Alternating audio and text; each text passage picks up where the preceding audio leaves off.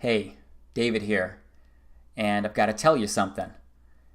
And what I'm going to tell you could make you look at me differently. It could even make you want to distance yourself from me. But I'm still going to tell you because I love you. I should also share that what I'm going to show you, it is strange. And I think that most of what I present will challenge how you look at life. And you should probably also know that this video is infused with my faith in the scriptures and how I believe that His word is truth. But please, I am asking you to watch every single minute of this video, just so that you can look at it all and you can evaluate everything yourself.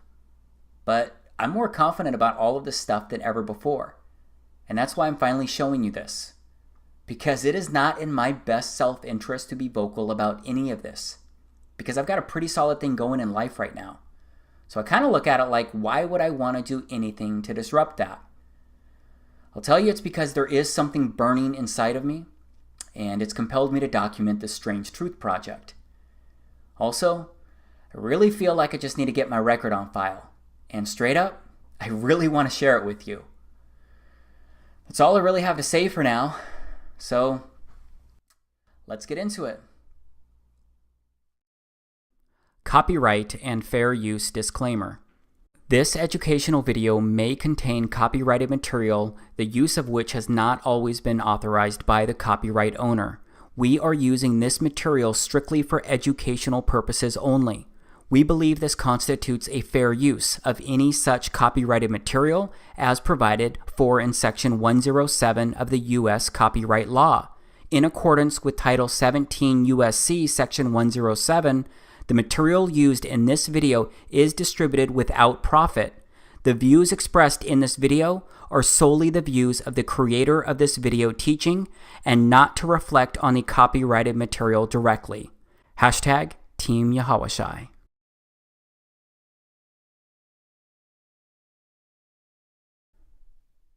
This is the moon as seen from Northern California.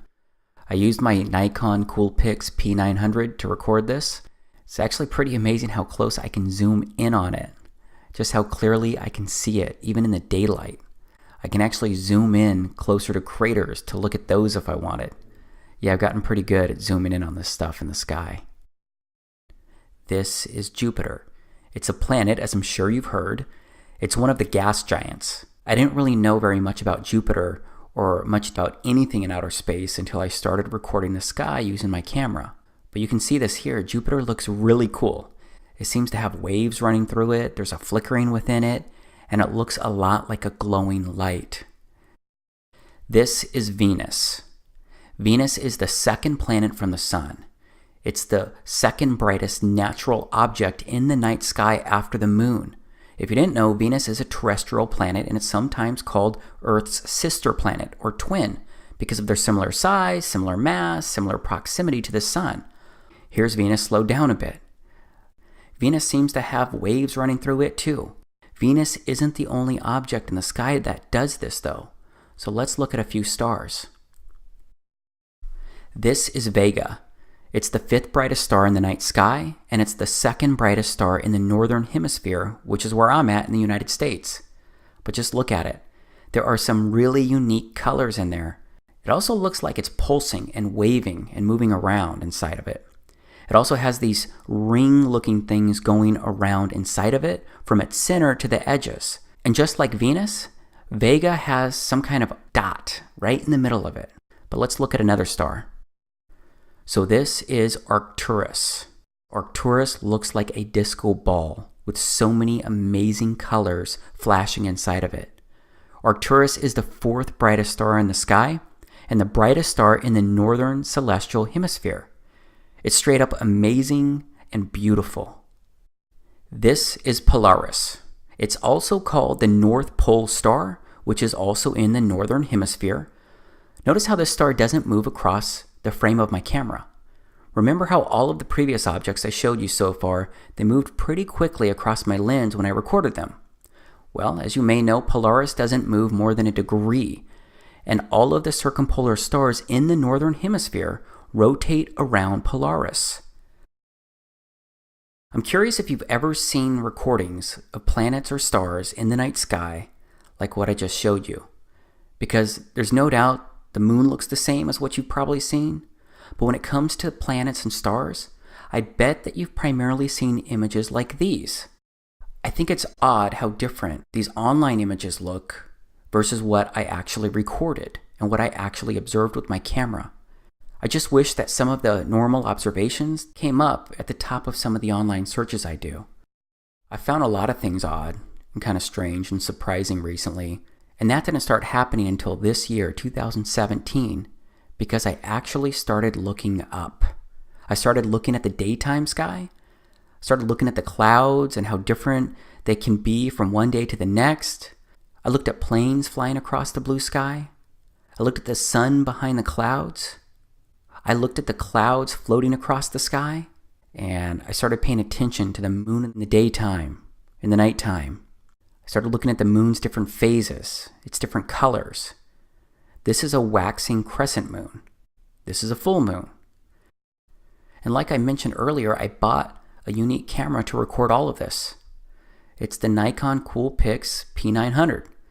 I bought it to personally study all of these things as I looked up and took some interest in the sky.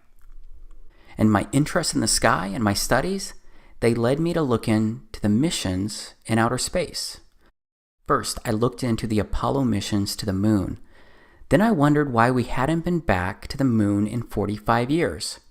I wondered why even now we didn't at least have a fleet of rovers scouring every inch of the moon, including its other side that we didn't even land on. But apparently there's a competition to get rovers on the moon. But I mean, we have a rover on Mars. Why didn't we at least send one rover up to the moon to constantly observe it, since we no longer send humans? It's just hard for me to imagine that we've already discovered and observed everything we could learn about the moon during those 3 years of Apollo missions. You know, we've never put a woman on the moon, only men. So why not send our first woman to the moon? That would be a spectacular accomplishment. At least I think so. But then I came across a video of Don Pettit. He's a very outspoken NASA astronaut who's been to outer space 3 times. He said this is why we haven't been back to the moon. I'd go to the moon in a nanosecond. The problem is we don't have the technology to do that anymore. We used to, but we destroyed that technology, and it's a painful process to build it back again. Then I found out about the Van Allen radiation belt. Here's what a NASA engineer has to say about the Van Allen radiation belt. We are headed 3,600 miles above Earth, 15 times higher from the planet than the International Space Station. As we get further away from Earth, we'll pass through the Van Allen belts, an area of dangerous radiation. Radiation like this could harm the guidance systems, onboard computers, or other electronics on Orion. Naturally, we have to pass through this danger zone twice, once up and once back. But Orion has protection. Shielding will be put to the test as the vehicle cuts through the waves of radiation. Sensors aboard will record radiation levels for scientists to study. We must solve these challenges before we send people through this region of space. Sensors aboard will record radiation levels for scientists to study. We must solve these challenges before we send people through this region of space. So yeah, I found it really interesting what that NASA engineer said about the Van Allen belt. And it turns out that other NASA folks have said the same thing about leaving low Earth orbit. And what comes after the International Space Station once its mission is over? How do we ensure the presence of humans in space? Well, that's a great question. The plan that NASA has is to build a rocket called SLS, which is a heavy lift rocket. It's something that is much bigger than what we have today, and it will be able to launch the Orion capsule with humans on board, as well as landers or other components to destinations beyond Earth orbit. Right now, we only can fly in Earth orbit. That's the farthest that we can go. And this new system that we're building is going to allow us to go beyond and hopefully take humans into the solar system to explore. So the moon, Mars, asteroids, there's a lot of destinations that we could go to, and we're building these building block components in order to allow us to do that eventually. The technologies that we're testing out on space station are definitely helping us with our goals of going beyond low Earth orbit. So we have a really robust exploration program at NASA. And here's a quick look at the technology that we used to make it to the moon. Here's an image of the command module being rescued in the ocean. This made it to the moon and through the Van Allen belt and back to Earth. Here's video of a command module taking off from the moon. Here are some images I downloaded from NASA's website showing the module and a close-up of the technology that we sent to the moon. So yeah, I was surprised to hear about the Van Allen belt because we went to the moon 9 times and sent 12 men during the Apollo missions from December of 1968 to December of 1972. I'm kind of a detail-oriented guy, so I wanted to learn more about all this because while I'm detail-oriented, I'm also pretty cynical and extremely curious about things that don't immediately click, but I got sidetracked during my research because I came across Neil deGrasse Tyson saying something kind of weird. If you didn't know, Neil deGrasse Tyson is an astrophysicist, and he's pretty well known inside the science community. So here's what he said. So you spin, when you spin pizza dough, it kind of flattens out. Yeah. Gets wider in the middle. And so Earth, throughout its life, even when it formed, it was spinning. And it got a little wider at the equator than it does at the poles. So it's not actually a sphere. It's oblate. And officially it's an oblate spheroid. That's what we call it. But not only that, it's slightly wider below the equator than above the equator. A little chubbier. Yeah. Chubby's a good way. It's like pear-shaped. Yeah. I researched this statement because it didn't make sense to me. And yeah, if you watch the whole video of when he says this, he gets into sea levels and more. But I gotta tell you, he didn't mean the statement as a joke. But it still seems like a joke because who says the Earth is pear-shaped? Pretty odd, right? Either way, his statements and my research led me to download just more images and more videos from NASA's actual website. These are a few of their images of Earth that they took from space. And as I was downloading and researching photos and videos at NASA's website of our first moon landing, the Apollo 11 mission, I discovered something pretty crazy. Apparently, NASA lost the tapes that recorded data of the original Apollo 11 moon landing in 1969. The tapes included biomedical data on astronauts, video footage of the Apollo 11 landing, and all of their telemetry and engineering data. But based on everything I can research, it seems that NASA actually lost not just the Apollo 11 telemetry data, but NASA lost all of the telemetry data from all of the Apollo missions that landed on the moon. That's well over 10,000 lost tapes and over a ton, literally a ton in weight of missing tapes. Fortunately though, they were able to restore the original moon landing footage that was broadcast to Earth. I guess I just found it pretty odd when you consider that the moon landing is one of the, if not the, greatest accomplishments by mankind. Because I figured NASA would take really good care of that stuff and properly label boxes and reams of recordings. Okay, so that seemed pretty careless. But then I stop and think, wouldn't right now be the perfect time to go back to the moon? We've made significant breakthroughs in technology in the past 45 years. So imagine today's technology that NASA could bring to the moon to record and study it. Imagine the beauty that they could show the entire world. Because we could have crystal clear, high-definition footage taken directly from the surface of the moon. I mean 4K resolution stuff that would blow everyone's minds. But instead, everyone seems to be okay with not going back. And that's despite the original video of our first ever moonwalks during the Apollo 11 mission being destroyed. And they say the original recordings, they were actually super clear and nothing like the grainy video that was broadcast to millions on television. But I guess it doesn't really matter either way, since we destroyed the technology to get back to the moon. That's if you believe what Don Pettit said. So my curiosity compelled me to keep researching all of this stuff. And a lot of what I found, it didn't make a whole lot of sense.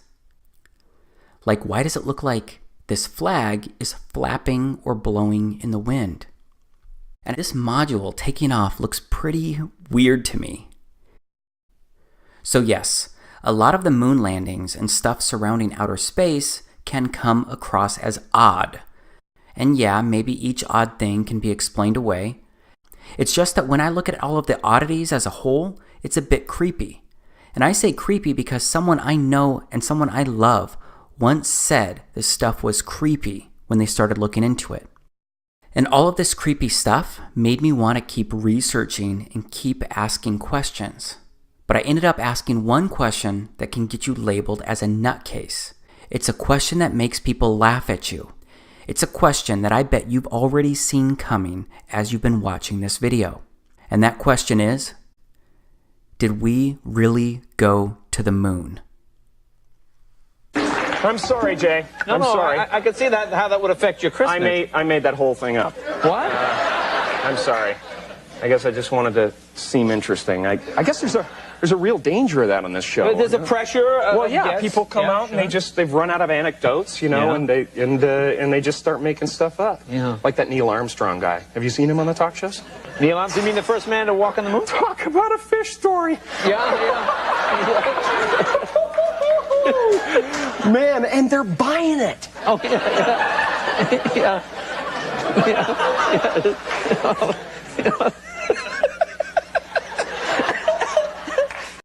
Yep, we all know that people get labeled crazy or get called conspiracy theorists for questioning the Apollo missions or if we ever went to the moon.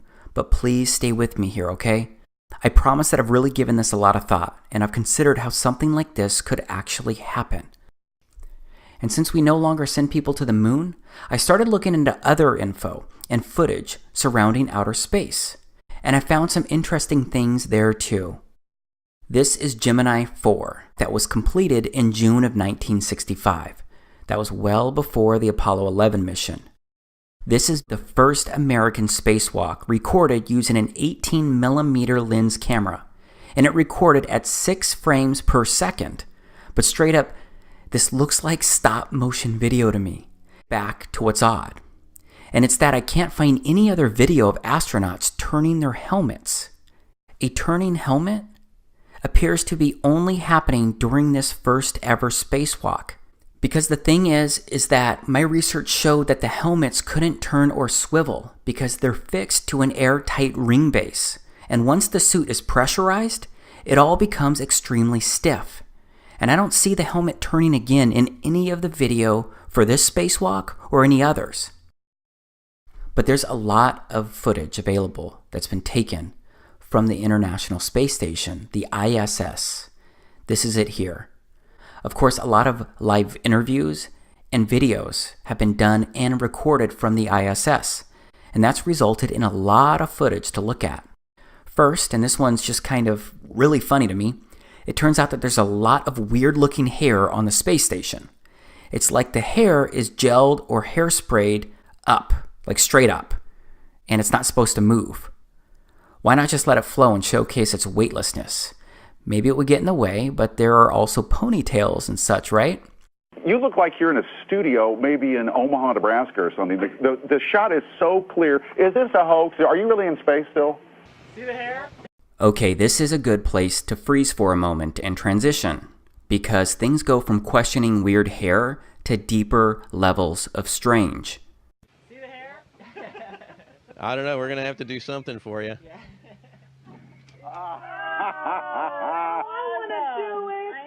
Oh, yeah, I can do that. Watch this. It looks like this guy is grabbing a wire attached to the guy next to him. He's not grabbing air, and there is no reason why any of these guys would be wearing wires in space. Someone I know wondered that when I showed them this video. Believe me, you're going to be just like the person I talked to, because you will look for answers. You will look for ways to rationalize these things that I show you. Just understand I've asked the same questions. Why, how, and what am I really seeing? This guy with the red shirt looks like his shirt is being pulled by a wire. There are lots of these instances out there that you can research, but it's not exclusive to the ISS. It also happened on the moon itself, and I'll show you that in a moment. But look at the guy in the middle of these men. He looks like he's actually wearing a harness.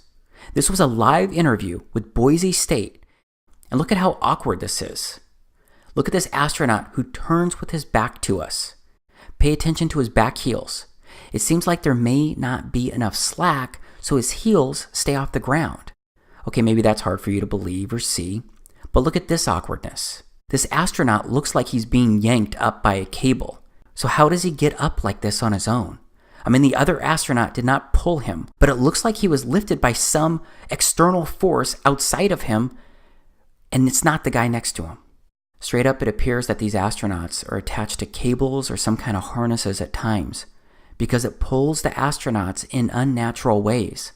It even prevents them from falling all the way down. Sometimes they look like puppets on strings due to the way that they're being pulled or moved along.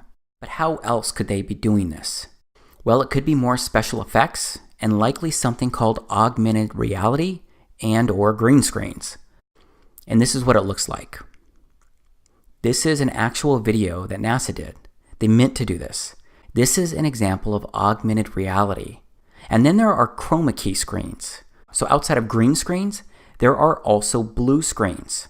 And that's what you're seeing right here. You're seeing the former president being pushed through this NASA area, and behind him is Tim Peake, an astronaut, with what looks like a blue screen, a chroma key screen right behind him. And do you see the green ball? I mean, we can compare footage around that same time compared to what was caught on camera, and you can see it's the same background. It looks like the same deal. And I've only ever found one other video that's ever shown this same checkered blue screen. This is that one other video that I'm showing you right here. But how coincidental is it that they use this blue checkered background, which is extremely similar to ORAD virtual set technology? I mean, this is the kind of stuff you can do on a budget right here, this video. Now here's something else from the ISS. Look at this card floating. This is directly from NASA's YouTube channel. This card, it just doesn't look real. Is there an air conditioner on up there? I mean, look at it. It looks like they're doing everything they can not to laugh. Next, people say that the spacewalks may have been recorded underwater and not on the moon at all. Because, as you can see here, astronauts are definitely trained underwater. So a lot of folks believe that they may have faked the spacewalks by doing it underwater as well. And that seems to make a lot of sense when you study a lot of the spacewalk videos, because you're going to see what looks like a lot of bubbles going all these different directions. Who knows which direction the camera was actually pointing when these were recorded, but they look like air bubbles escaping maybe from underwater pools where some of these things were recorded or faked. Last, there are zero gravity planes. The only way right now that we can simulate the gravity on Moon, Mars, asteroids is parabolic flight. So yeah, there is likely hours of video of real weightlessness that people have experienced, but you can't do that all the time, so there needs to be other options, especially for the longer videos like I showed before.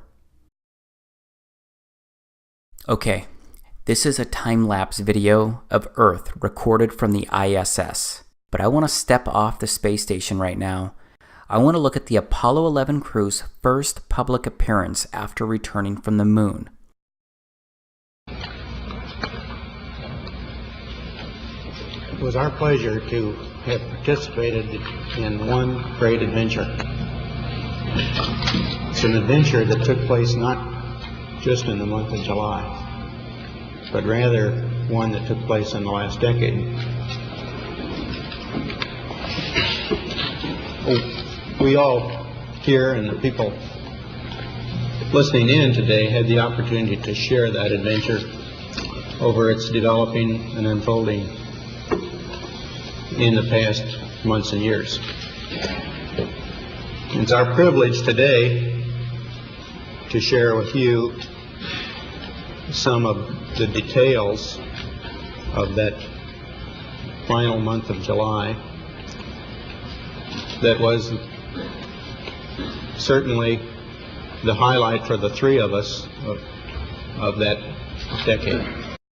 So a lot of people question that video and the emotions that they showed at this press conference, especially Neil Armstrong, who was in the middle. But yeah, it looks like maybe they were impacted by being on the moon. That could be a significant moment. Just as a heads up, this news conference occurred on September 16th, 1969, and these astronauts returned to Earth on July 24th, 1969. So yeah, it's less than 2 months for them to get their bearings, but it turns out that they did forget a lot in that short time frame. When you looked up at the sky, could you actually see the stars and the solar corona in spite of the glare? We were never able to see stars from the lunar surface or on the daylight side of the moon by eye without looking through the optics. I don't recall during the period of time that we were photographing the solar corona what stars we could see. I can't imagine that he was debriefed and that kind of question wasn't asked. What he saw, what he felt, what he experienced while on the moon. And now listen to Mike Collins, who was sitting to the left of Neil Armstrong. I don't remember seeing any. Neil, you were a little bit concerned, you said about... So now Mike doesn't remember seeing any stars either. We have to remember that the reporter asked about them looking up at the sky and if they could see the stars based on the circumstances. So Mike Collins' answer has got to apply to his experience in the command module itself because he didn't walk on the moon or go down to its surface. But let's look again at Neil's response to what Mike said. I don't remember seeing any. Neil, you were a little bit concerned, you said about... Notice his body language, and it looks like Neil even whispers something under his breath to Mike. Was he telling him to simply shut up? I don't know, but the interaction looks really odd to me. All right, here is another interview with Neil Armstrong. And right after I show you this quick piece, I'll immediately share a few more statements made by other astronauts who shared what they could or couldn't see while in outer space. Mr. Armstrong, I do realize that when you were on the moon, you had very little time for gazing upwards. But could you tell us something about what the sky actually looks like from the moon, the sun, the earth, the stars, if any, and so on? The sky is a deep black when viewed from the moon, as it is when viewed from cislunar space, the space between the Earth and the moon. The Earth is the only visible object other than the sun that can be seen, although there have been some reports of seeing planets. I myself did not see planets from the surface, but I suspect they might be visible. From Mark Cameron. This is from Mark Cameron. Whilst in space, have you ever looked away from Earth into the black void? Yeah. All because the you time. can see. Because you can see the stars. Oh yeah. You know, and pretty much all the time you can see the stars. The sky is a deep black when viewed from the moon, as it is when viewed from cislunar space, the space between the Earth and the moon. Space, and you're on the sun side of the orbit. The sunlight washes out all the starlight, so you can't see any stars, just like here on Earth. There's all the stars there, and the cool thing is about it, you can see it during the day. Yeah, you can, and there's more than stars. You can see planets. You can see moons. You see the gas Magellan clouds of the you Milky Way see galaxy. the Magellan. Pretty much all the time you can see the stars. Then when you look out into deep space away from the sun, it's the darkest black you can imagine. So this black space you're looking at on your screen right now could or couldn't be what you see when viewing outer space from outer space. I guess you have to go to outer space or walk on the moon to confirm this truth for yourself. But I'm going to stay focused on the objects in outer space because I want to ask why the images of stars and planets taken by satellites in space look so different to what I actually observe with my camera. Here's Venus again, as seen through my Nikon P900. Here's Arcturus again. Here's Vega again. Here's another star, Antares. It looks pretty cool too. I showed you my online research earlier, except I can't find any video of these amazing stars or planets that were taken by NASA. Now we're looking at NASA's website. From 1 million miles away, NASA camera shows moon crossing face of Earth. It says a NASA camera aboard the Deep Space Climate Observatory Discover captured a unique view of the moon as it moved in front of the sunlit side of the Earth last month. The series of test images shows the fully illuminated dark side of the moon that is never visible from Earth. The images were captured by NASA's Earth Polychromatic Imaging Camera, EPIC, a 4-megapixel CCD camera and telescope on the Discover satellite orbiting 1 million miles from Earth. First off, that looks very similar to the same side of the moon that I look at. Be interested to know if it's identical. But here below it says this animation features actual satellite images of the far side of the moon, illuminated by the sun, as it crosses between the Discover spacecraft's Earth Polychromatic Imaging Camera EPIC and telescope. This is supposed to be the moon passing the Earth from 1 million miles away. So yes, at the same time, I'm criticizing and thinking that their video, their animation doesn't even look real, but I'm also still wondering why we just don't have more videos by NASA of outer space itself. But there are some recordings out there. There's the Cassini spacecraft out there near Saturn that recently plunged into Saturn. And then there is the Juno spacecraft observing Jupiter. But I'm sorry, all of these look like CGI images to me. They just don't look real. So these spacecraft are satellites, right? What about satellites in general? I looked up satellites online, and the satellites are all CGI or fake-looking images when I search them. That doesn't prove anything, but it's another place where primarily CGI images are found when you start researching this kind of stuff. And I do think there's a lot more CGI out there because there's more stuff that just doesn't seem right when you start looking into it. Like the SpaceX missions. These are landings recorded by SpaceX and published by them. This is CRS-6. This is CRS-8. This is CRS-10. This is CRS-11. Again, this just doesn't look real to me. And how can a rocket steer a landing like this? These rockets are like huge, massive, heavy sticks, except they can rocket to the ground in reverse. They can take off right, re-enter, flip around, and come to the ground in reverse and land with this kind of crazy precision using these tiny little fins. They're not even fins. They don't have wings. So yeah, this is a lot that I'm showing you, a lot that I'm asking you to question. But that's because there's a rabbit hole of random things that just don't make sense. And they don't look real. And then there is a film positioning itself as a documentary called A Funny Thing Happened on the Way to the Moon. And while it looks like there's some disinformation in this video, it does address a few things that kind of make you think twice. It does seem to address some valid questions. Here's some video from it. The cost of the 3 moon rovers in 21st century currency? Nearly $60 million each, though they had fewer parts than a Jeep. Where was all this money going? Then there's the flag, blowing in the wind, at least twice, on the atmosphereless moon. Here the editor cuts to a still shot of the flag, just as the effect becomes noticeable.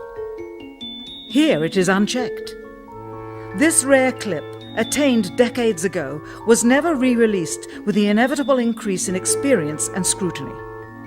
To demonstrate 1/6 gravity, a bouncy, floaty feel to the astronaut's movements would be similarly achieved with relative simplicity. Slow motion. You are viewing the scenes as they aired more than 30 years ago. Now let's look at them with the speed doubled. It becomes discernible that they are, in fact, in Earth's gravity, and are no more leaving the ground than they would on Earth. It is clear from these rarely seen colour television pictures that the crew of Apollo 11 brought a high-resolution colour video camera with them on their mission. Yet the only pictures broadcast live from the moon's surface were these from a low-definition black and white camera. In fact, the networks complained because in addition to this, they were forced to shoot the images, second generation, off of a projection TV of the technology of 30 years ago, and were not even allowed to take a direct feed, which further degraded the quality and clarity of the images. Perhaps this was precisely what NASA and the federal government had in mind. After all, it was a first, regardless of where they were. Better to open up their debut mission with fuzzy pictures and numerous blackouts, rather than show too much revealing detail of a false scene that was yet unproven. And finally, the element that seals their fate. Of all the footage of Apollo 11 requested from NASA over a 5-year period, one gem was discovered just before the completion of this documentary. An old reel received by mistake. It contains the raw or unedited footage of the crew of Apollo 11, Michael Collins, Edwin Aldrin Jr. and Neil Armstrong, staging part of their mission for nearly an hour in living color, with exceptionally clear behind-the-scenes audio of conversations discussing the techniques used to achieve a disingenuous picture depicting the Earth at a distance, in order to falsely demonstrate their far journey from it and their ability to survive passing through the Van Allen radiation belts. It cannot be misconstrued that this staging was done for some other reason prior to the mission, for the reel itself is slated and dated July 18th, 19th and 20th, 1969, the very days of the mission when they were said to be approaching and achieving lunar orbit. Understand, too, that only about 20 seconds of this raw footage was ever broadcast to the public, and these conversations discussing their deception were believed to be private, until now. Here they discuss that these television transmissions were in fact not broadcast live as everyone believed. They were first screened and edited for playback later. Roger, Neil. We just wanted a narrative such that we can, when we get the playback, we can sort of correlate what we're seeing. Thank you very much. Here they discuss the fact that they have turned out the lights and have blocked out sunlight from entering the spacecraft through the other windows, as to not cause any reflected light to fall onto the spacecraft's wall in the foreground. Okay, very good. Well, we shut out the sun coming in some of the other windows into the spacecraft, so it's looking through the number one window, and there isn't any reflected light. We only have one window that has a view of the Earth, and it's filled up with the TV camera. This is where the astronaut is back in view, but the lens was supposed to be on the window. Is it legitimate? I don't know. There's just so many weird things about the Apollo missions when you research them. And again, I'm not vouching for a funny thing happened on the way to the moon, but it does address a few questions that seem to make sense, that seem to be worth asking. And then there are the space shuttles, which are supposed to be gliders when they re-enter our atmosphere and they land. So space shuttles don't have the appearance of what you would think is a glider, and they make what appears to be lots of crazy loud jet propulsion noises when landing on runways, just like regular jets do when they're landing.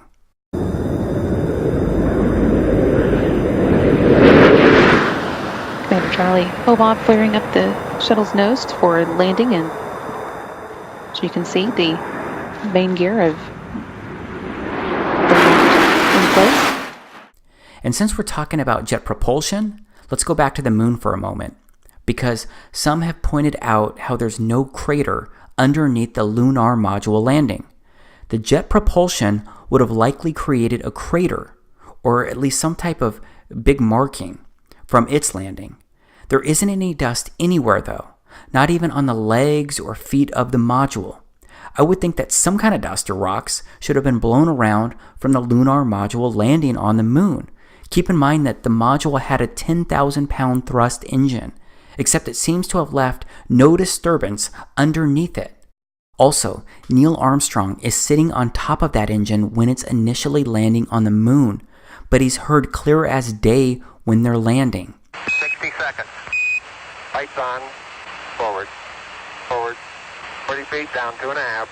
Picking up some dust. Straight shadow. 4 forward, drift into the right a little. 30 seconds. Forward, drift. Contact light.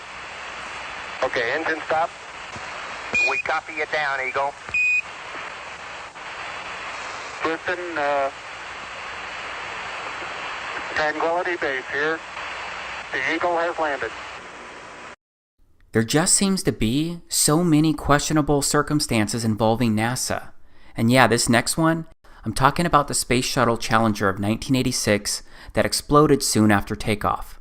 And please know that I'm taking this one carefully but seriously, because this one involves life and death. I just believe there are enough intriguing questions about the crew members on that exploding ship to touch on it here. Because 6 of the 7 crew members are considered alive by many people today, because there are 6 people living in the United States who closely resemble 6 original crew members from Challenger.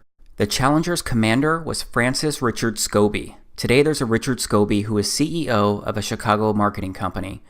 These guys have some eerily similar features, like the same kind of wide-set eyes that both seem to be tilted in their corners. The pilot was Michael J. Smith, and there's another Michael J. Smith living today, a professor, and they seem to look the same.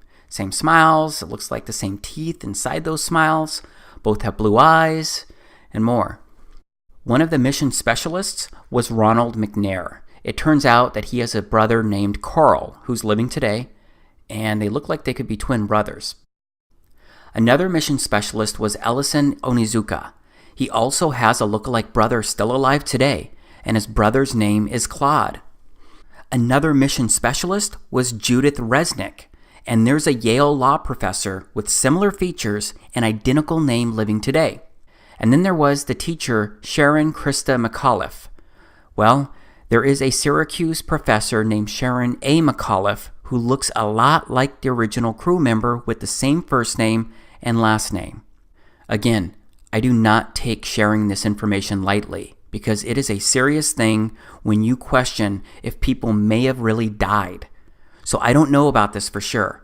I just know that the odds seem pretty crazy that 6 of the 7 crew members have people living today with appropriately similar ages, nearly identical names, and strikingly similar features.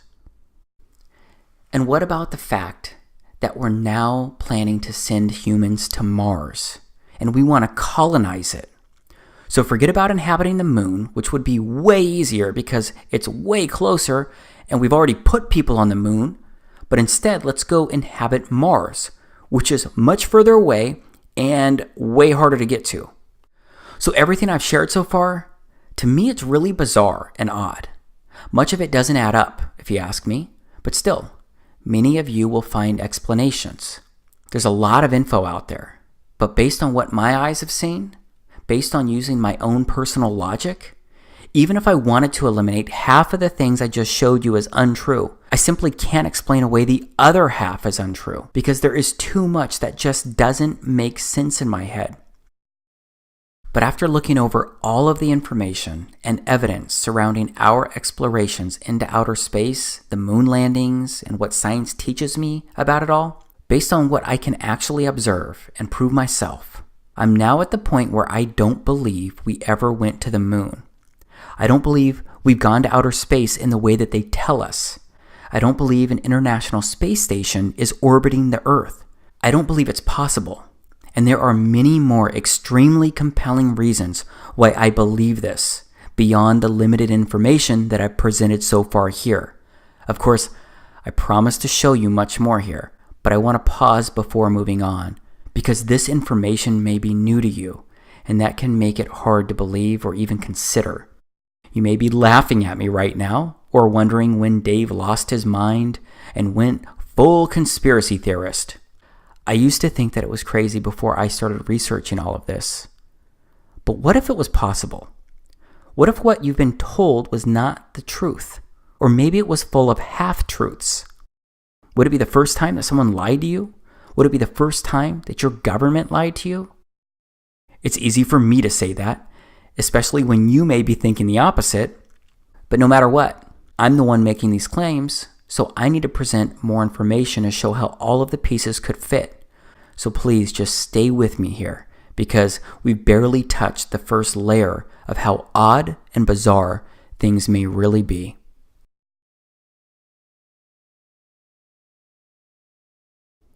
Okay, Earth is what we're going to get into right now. We're going to focus on the place that you and I both live and exist. First off, what does the Bible say about Earth? Let's look at the first book of the Bible and see how the story of creation begins. In the beginning, Elohim created the heaven and the earth was without form and void, and darkness was upon the face of the deep, and the Spirit of Elohim moved upon the face of the waters. So that said, Earth came into existence on the first day of creation, except the God of the Bible withheld the creation of the sun, moon, and stars until the fourth day, which is revealed inside Genesis chapter 1, verses 1 through 14. So the way that I read that is that Earth is unique, and it holds center stage inside God's creation. But whether you are a Christian or not, isn't it at least possible that Earth could be the center and heart of everything? But whether you believe that Earth is the heart or not, it turns out that it's really hard to get good photos of Earth. And obviously, we have to go to outer space to get photos of Earth itself. This is an article at the White House, A New Blue Marble. July 20th, 2015, NASA releases its new blue marble photo, first such photo since 1972. No one on this planet had ever seen a whole picture of the Earth until 1972. And you can see it's also at medium, and that's where I'm going to go to now to look at that because it has a cleaner layout. You can see it's the same deal by Scott Kelly, NASA astronaut. No one on this planet had ever seen a whole picture of the Earth until 1972. Then you get the blue marble. This is a photo of it. It was the first full photo of Earth taken on December 7th, 1972, and that was the Apollo 17 spacecraft that took that. You got another photo here. Looks a little different. Okay, you got another image. So why is the blue marble a bigger deal than these? Turns out it's quite tricky to take a good photo of the entire Earth. The planet is big, and there's a lot of lighting issues. As a result of these challenges, NASA, NOAA, and other science agencies most often rely on composite images to depict our planet. These images stitch together multiple high-resolution snapshots taken by satellites already in orbit to produce one seamless portrait of the Earth. And that's what the three photos above are, composite images, produced by NASA over the past 15 years, released respectively in 2002, 2007, and 2012. Composite imaging is an extremely useful tool for helping people understand the Earth, like this black marble, which, by stitching together multiple views of the planet, shows a full global view of the Earth's city lights. That's why today I am excited to see that NASA has released its new blue marble, the first of many more to come later this year.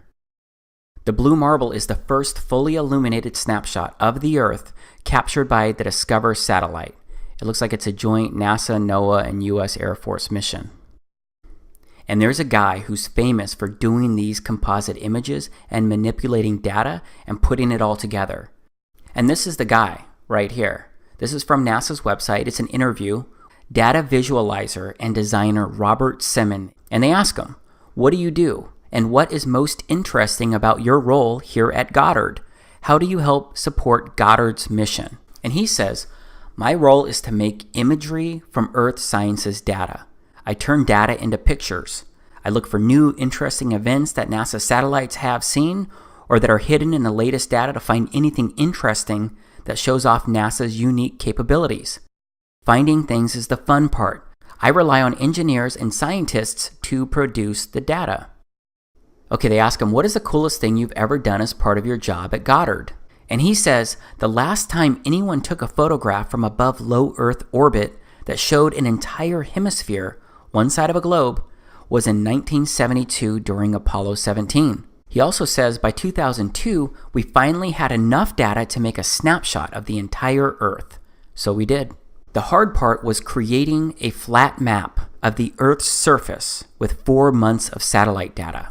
Rito Stockley, now at the Swiss Federal Office of Meteorology and Climatology, did much of this work. Then we wrapped the flat map around a ball. My part was integrating the surface, clouds, and oceans to match people's expectations of how Earth looks from space. That became the famous blue marble. Okay, I know I already touched on this earlier, but I just keep wondering. Why doesn't NASA just deploy a rover to the moon, equipped with a camera at least comparable to my Nikon P900? Then they would have it on the moon's surface all the time, because they could take continuous images of the entire Earth throughout the different seasons and months. They could zoom in on continents and islands, and maybe even more, like I do of the moon from here on Earth. Wouldn't you get good and accurate images with that approach? Wouldn't that make sense? But instead, they have a data visualizer / designer who compiles all of the different data, and then that data gets stitched together by that person. But let's just step back again. And I'd like to review the Science 101, some of the basics surrounding the Earth, the Sun, and the solar system.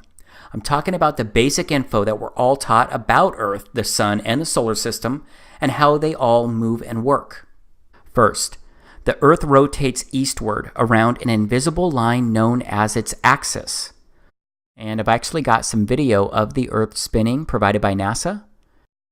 This is an official video by NASA of the Earth spinning. It was captured over a 25-hour period. It is really, really hard to see any of the continents in this video. I guess it was just too cloudy for those 25 hours. Okay, now I'm looking at live science. How fast does Earth move? As passengers on Earth, we are all carried around the sun at a mean velocity of 66,600 miles per hour. Add that dizzying notion to the fact that we are spinning at the equator at a 1,000 miles per hour clip, an action that causes the planet to bulge outward. Of course, these velocities are relative to the sun and to the poles, respectively. Okay, how fast is Earth moving? Let's look at that again. As an Earthling, it's easy to believe that we're standing still. After all, we don't feel any movement in our surroundings. But when you look at the sky, you see evidence that we are moving.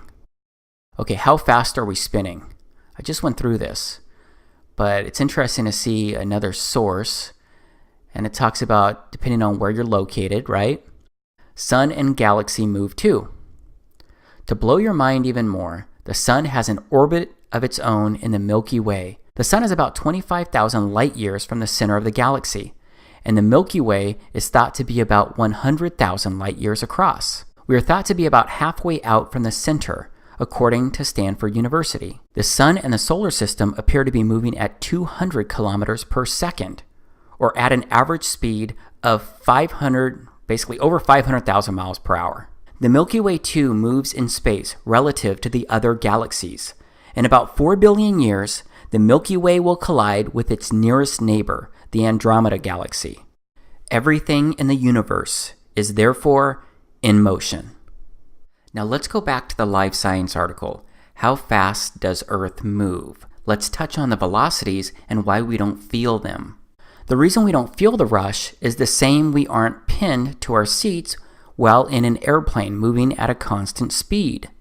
Velocity can only be measured with reference to another object moving at a different velocity, and we cannot feel velocity while in a constant frame of reference. This is why it might be news to you that our entire solar system is whizzing around the center of our galaxy at a fairly inconceivable, it's over 500,000 miles per hour. The galaxy is also moving with respect to other galaxies in the universe. And for all we know, the whole universe is moving, but now we're getting into great unknowns. Okay, so I just went over a lot of numbers, but it's all basic stuff. But that's pretty fast, right? I do think that it's kind of odd that we don't feel any of that spinning or rotation. I think these speeds are mind-blowing when you try and wrap your head around them or even imagine them. Here's a snapshot of someone's visual representation of what the solar system is doing according to the science and the speeds that I just shared. I think it's pretty wild when you just stop and look at this and think about it, because we're just flying through space. We're just a big rock moving around with other big objects.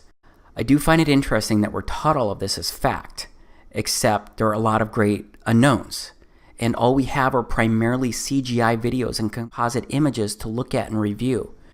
And if you aren't picking up what I'm putting down, then let me be really blunt here. I don't believe this visual representation is accurate. I believe something else could be true. And it's all based on the foundation that we never went to the moon. It's all based on the belief that we have not explored outer space. Because I do not think outer space exists as we've been taught. As a result, I believe something else when it comes to Earth, this place that we live on. And now it's time for me to share what I believe. It's something that may compel you to give me a hat made out of tinfoil. This may also compel you to laugh at me again, maybe even more than when I shared my belief that we've never been to the moon. My statement may compel you to shut off this video right now, but please, I am asking you to just keep watching until the end of it. And yes, I recognize that this is going to sound very out there when you hear me say it. You're going to ask a lot of questions immediately. You're going to wonder what my claim would look like if it was true or even possible. But if you know me, you know that I am an over-researcher. You know that I'm the kind of guy who needs to understand how all of the pieces fit. So please, just know that I will begin to help make sense of it all and share lots of information immediately after I make my statement, or better yet, after I pose my question. Okay, here is my question. What if the Earth was flat? No, I am not kidding. Most people imagine something like this when they hear flat Earth. But my research shows it's nothing like this here, because there's no edge that people can fall off.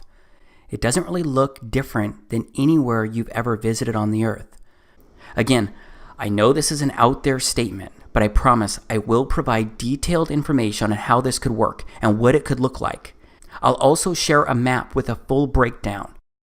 But before I go there, I need to go over some really important reasons why the spinning globe Earth model that we've been taught has issues.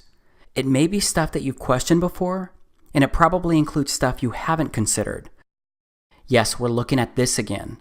For all of my fellow Christians, just think about this visual representation in regards to the story of creation, and consider how just moments ago I shared Genesis 1 and how Earth came into existence on the first day of creation. I mentioned how the God of the Bible withheld the creation of the sun, moon, and stars until the fourth day. So if Yahweh created the sun on the fourth day, then what was the Earth rotating around for 3 days prior? Well, maybe Earth is special, and like I mentioned moments ago, it holds center stage in God's creation. And maybe Earth is not moving or rotating around the sun. Now let's keep this visual representation of the solar system in mind as I share some more important information, and it's related to the sky and what we can actually observe. So again, we know that there is a North Pole star. It's called Polaris, Alpha Ursae Minoris. Remember, this is what Polaris actually looks like. And remember, it doesn't move across the sky. It just stays there. And all of the stars in the northern hemisphere rotate counterclockwise around this star. But remember that the Earth rotates on its axis. And its axis runs from the North Pole star, Polaris, all the way down to the South Pole star, also known as Polaris Australis or Sigma Octantis. But I'm not sure many people think about these North and South Pole stars and how they work in relation to the Earth. Because just like the stars and planets rotate counterclockwise around the North Pole star in the northern hemisphere, the stars and all the planets actually rotate clockwise around the South Pole star in the southern hemisphere. These are long exposure shots that were taken by YouTuber Kofu72, and he did it by having a photo taken every 30 seconds. And it took an hour and a half of recorded shots to create just 10 seconds of Southern Star Trail video. So we have stars and planets rotating counterclockwise around the North Pole star. And we also have stars and planets rotating clockwise around the South Pole star.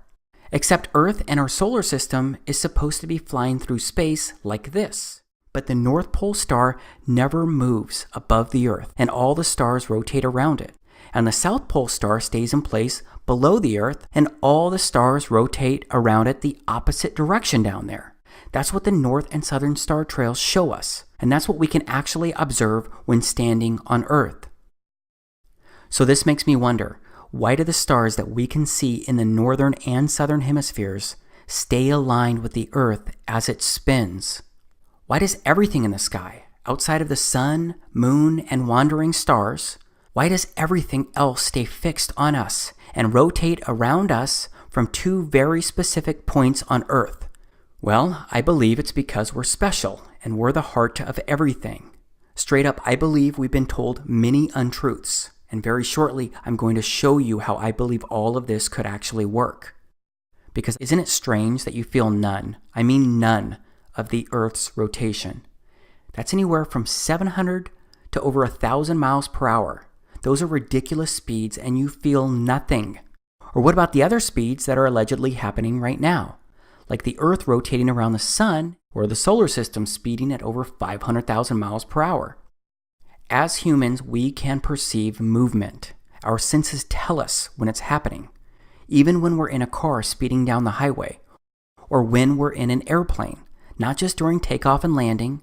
Yeah, we get used to moving inside these objects, but we still know we're moving inside them, and we're moving at speeds a fraction of the Earth's rotation, except we don't feel any of the Earth's rotation. We don't feel the Earth orbiting the sun.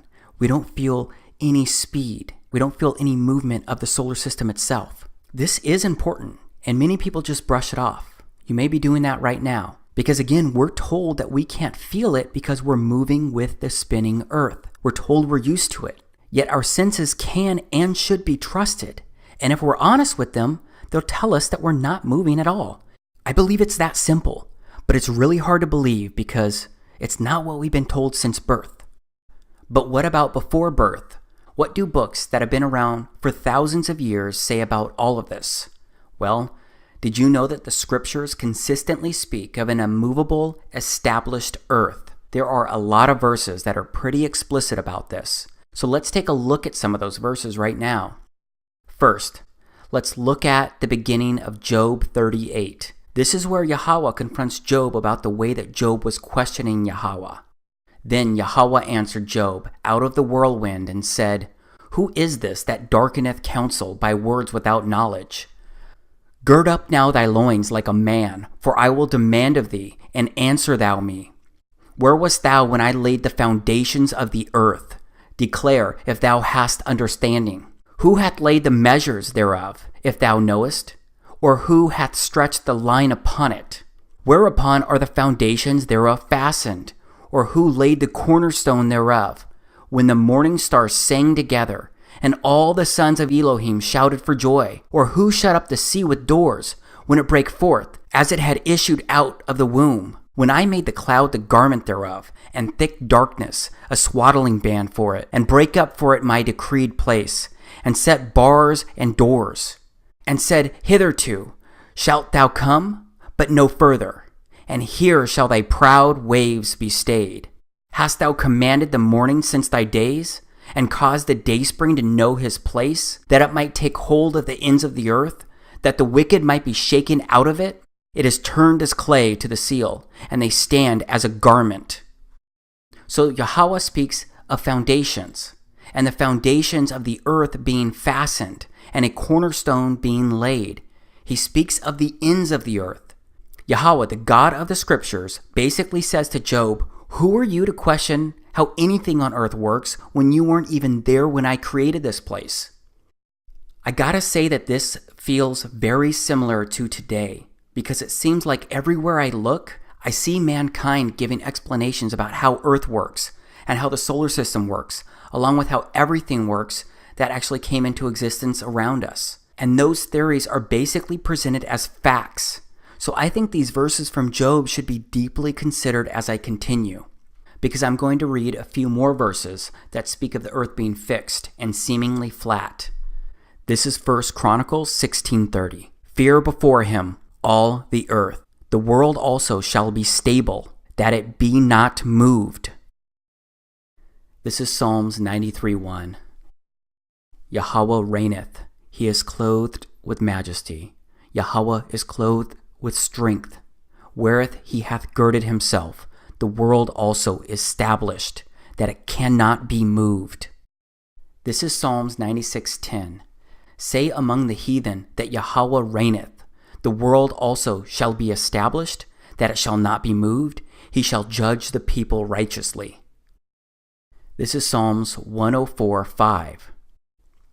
Who laid the foundations of the earth, that it should not be removed forever? This is Psalms 19 verses 4 through 6. Their line has gone out through all the earth, and their words to the end of the world. In them hath he set a tabernacle for the sun, which is a bridegroom coming out of his chamber, and rejoiceth as a strong man to run a race. His going forth is from the end of the heaven, and his circuit unto the ends of it, and there is nothing hid from the heat thereof. This is Ecclesiastes chapter 1, verses 5 through 6. The sun also ariseth, and the sun goeth down, and hasteth to his place where he arose. The wind goeth toward the south, and turneth about until the north. It whirleth about continually, and the wind returneth again according to his circuits. This is 1 Samuel chapter 2, verse 8. He raiseth up the poor out of the dust, and lifteth up the beggar from the dunghill, to set them among princes, and to make them inherit the throne of glory. For the pillars of the earth are Yahweh's, and he hath set the world upon them. Okay, this is Proverbs chapter 8, verses 28 and 29. When he established the clouds above, when he strengthened the foundations of the deep, when he gave to the sea his decree, that the waters should not pass his commandment, when he appointed the foundations of the earth. And this is Isaiah chapter 48, verse 13. My hand also hath laid the foundation of the earth, and my right hand hath spanned the heavens. When I call unto them, they stand up together. So it seems like the scriptures keep saying that the earth is established, it has foundations, it is on pillars, and also that it's the sun going up and down on his circuits that he created. But as I keep emphasizing, we're taught that the earth is constantly moving, spinning around, and that the earth is flying through space, and it's orbiting the sun, and that the universe is constantly expanding. But the Bible says the earth does not move from its pillars and foundation. I cannot find it anywhere in the scriptures where it says that the earth is round or spinning or moving. However, there is one specific verse that most people point to when using the scriptures to try and support a ball earth in outer space. It's Job 26:7. He stretcheth out the north over the empty place, and hangeth the earth upon nothing. Okay, so people use that to support that the earth, it's in outer space. But it doesn't speak anything about the earth spinning or moving or anything like that. Everything else in the scriptures say that it is firm, fixed, immovable, it has foundations, it has pillars. So I don't think it's a strong argument here. Plus, if you look at the book of Enoch, you will see scriptures that actually complement this area right here in Job, because Enoch comments about how he was shown beyond and above the heavens, and he comments that there is nothing above or below. So I look at all of this, and I think, if you believe that the scriptures are the holy inspired words of our Creator, then I find it confusing for people to believe that our Creator would have had Job document something that contradicts so many other verses. So based on everything that I can find and research inside the scriptures, an established and immovable earth seems to be biblical truth. Also, my research has shown me that from the very beginning, ultra-Orthodox Christians believed this as well. They seem to have been flat earthers, because my research shows that the flat earth implications of the Bible were rediscovered and popularized by English-speaking Christians in the mid-19th century. And then their conclusions were dramatically confirmed by the rediscovery of Enoch among the Dead Sea Scrolls, which I'll touch on shortly. But even if the earth was round and spinning through space, does it really make sense for our Creator to leave out and omit this critical information? I don't think he would do that. And it appears, based on everything that I've read inside the scriptures, that he told us what the truth really is here. But we accept the globe Earth model, the planets, the stars, the solar system, and outer space in general because we're taught it as truth from childhood to adulthood. It's reinforced over and over again. But as you can see here, the current popular belief of the Earth being a ball flying through space is only about 500 years old. It's relatively new compared to the existence of this Earth. But maybe you're thinking that people before this period of time had no idea how Earth worked. Maybe you think that they were clueless because they couldn't explore Earth or outer space like we allegedly do today. Well, I don't believe that people were ignorant about how this Earth worked or how it was created because I believe they've been told by Yahweh, our Creator. Because there's documentation dating back over 2,000 years. I'm referring to the Dead Sea Scrolls that I mentioned a moment ago. These Dead Sea Scrolls were discovered in 1947 when 11 caves were discovered near the Dead Sea. And these 11 caves ended up containing nearly 1,100 ancient documents, which have been dated to as early as 3rd century BC, before Christ. And these scrolls included fragments from every Old Testament book except for the book of Esther. One of the most common books was Psalms, and there were also some apocryphal books, including the book of Enoch. My point is that these scrolls, over 2,000-year-old documents and scriptures, when they're compared to the verses that we find in the Bible today, they're congruent and they speak to the exact same thing. But let's step outside of the scriptures for a moment, because I believe that I need to also review some simple concepts when considering how the Earth could be flat and not a spinning ball. So let's once again look at stuff that we can actually observe. And this first thing is pretty straightforward. It has to do with water. Because water, it always finds its level. Yes, water always finds its level. And doesn't water always flow downhill because that water is seeking its level? Do you believe these simple concepts are true? Do you believe that water always finds its level and that water runs downhill? I believe they're true because I observe them happening all the time. So what about the miles and miles of ocean reaching from one continent to another? How does that water not find its level? Okay, this is California on Google Earth. Now let's scroll all the way over to Japan. It's over 5,000 miles of ocean from California to Japan. That's a lot of water that has to have a lot of curve. Okay, so what you're looking at now is a crude mock-up that I created that is going to try and represent the California to Japan scenario with the curved ocean. And let's say you have someone standing on the beach in California. And then you have someone standing all the way over there on the other side of the globe in Japan. Let's zoom in on what the person in California would see. Right? They're looking around, they see nothing but a flat land. And if they were to use their water level, they would see it's flat. Everything's flat. And then if we looked at the other side with the person standing on Japan, on the edge, looking out into the Pacific Ocean, they could also take their water level and they would see that it's level. They would see that it looks nothing but flat when looking out. So you have these two people, and they're looking out. They both think that they're at the top of this ball. So what's really happening throughout this ocean, throughout this body of water? Can you take a water level to everywhere and it's going to be level? Yeah, of course you know that you could. But what if this is not what's really happening? What if this is what's really happening? And the two people standing on both continents are actually just at water level as well. Wouldn't that be easier to comprehend and understand? Because water always finds its level. So how is it not doing that across the ocean? Because even the ocean needs to find its level. I think this concept of water finding its level is a really big deal. I'm going to ask you to please do not discount this. And when it comes to water always finding its level, I've actually got a couple friends who are doing a world record water level test. Their names are Ronnie Harris and Jason Laufenberg. They run their own YouTube channels, but also run a shared channel at Beyond Flat Earth.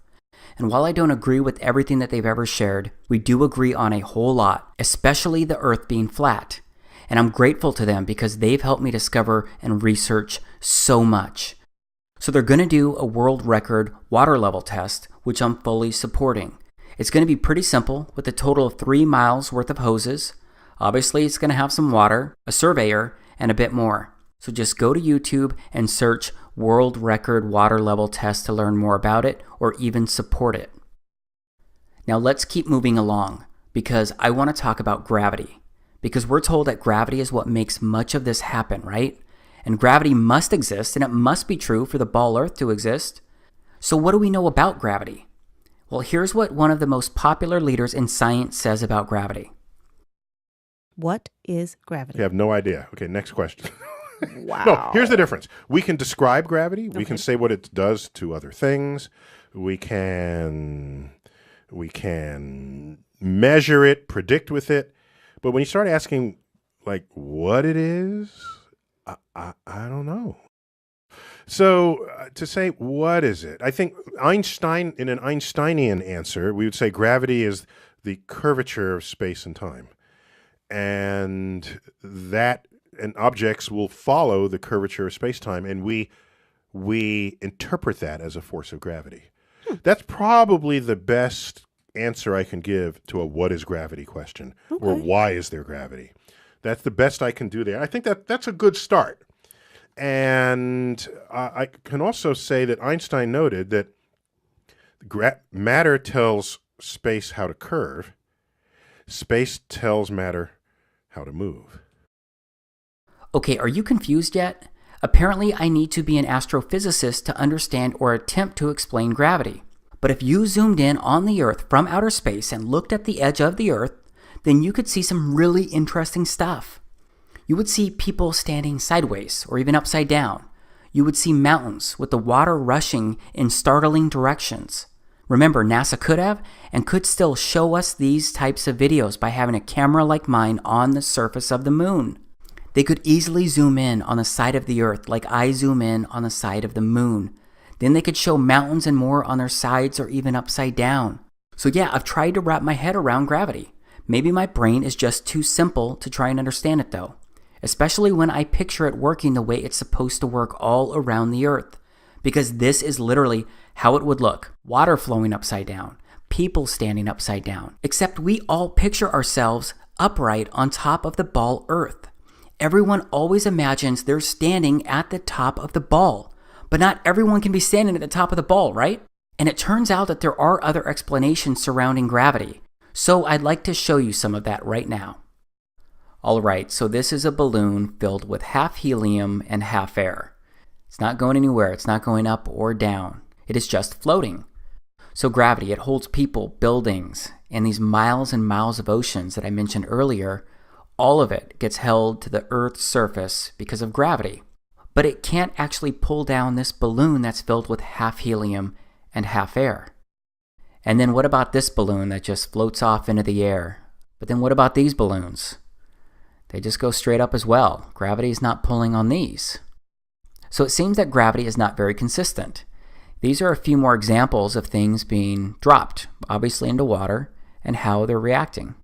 And then this video continues to actually share how the buoyant force is the opposite of density, and that it's density that causes objects to fall, and not gravity pulling these objects down.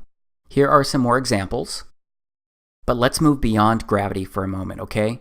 Because I want to go back to the concept of water always finding its level. When I was going over this earlier, I basically said that there's no curvature on Earth.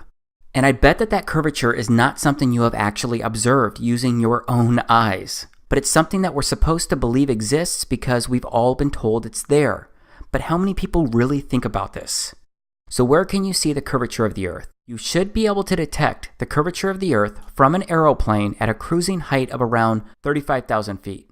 But you need a fairly wide field of view, 60 degrees, and a virtually cloud-free horizon.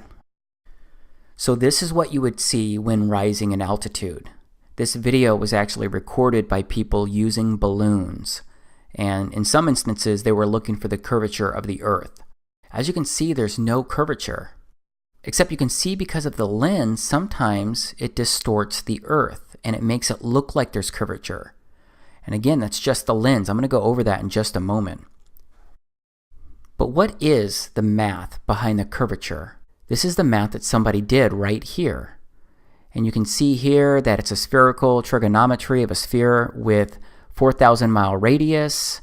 And you can see here from the center point to the surface of the Earth, it's supposed to be roughly 4,000 miles because that's the radius. You can see the math here and how it's working. Okay, so you can see at 1 mile, it's not even close to a mile. It's less than a foot drop in the curvature. But then if you skip down to 10 miles, you're looking out 10 miles, based on where you're standing, it's going to be about 66 feet. It's still not a mile. But skip all the way down to 100 miles. It's about 1.25 miles is what the actual drop would be, the curve would be. And you're looking at over 6,000 feet at that point. And then if you were to actually go to 1,000 miles, let's say you were looking 1,000 miles out from where you're standing, it's going to be a 128-mile curve and drop to that point out there from where you're standing 1,000 miles. And you can see it goes further and further. At 2,000 miles, you're looking at over a 500-mile drop based on where you're looking. Really quickly, what is a fisheye lens? A fisheye lens is an ultra-wide-angle lens that produces strong visual distortion intended to create a wide panoramic or hemispherical image. And it talks a little bit more about that. You can see what it looks like right here. And I gotta tell you that I was recently on a 14-hour flight where they used the fisheye lens to show the exterior to passengers through our television screens as we made our trip across the Earth. That fisheye lens made the outside surface look curved when we were in the air, except when we took off and landed, the same distorted curved proportions remained.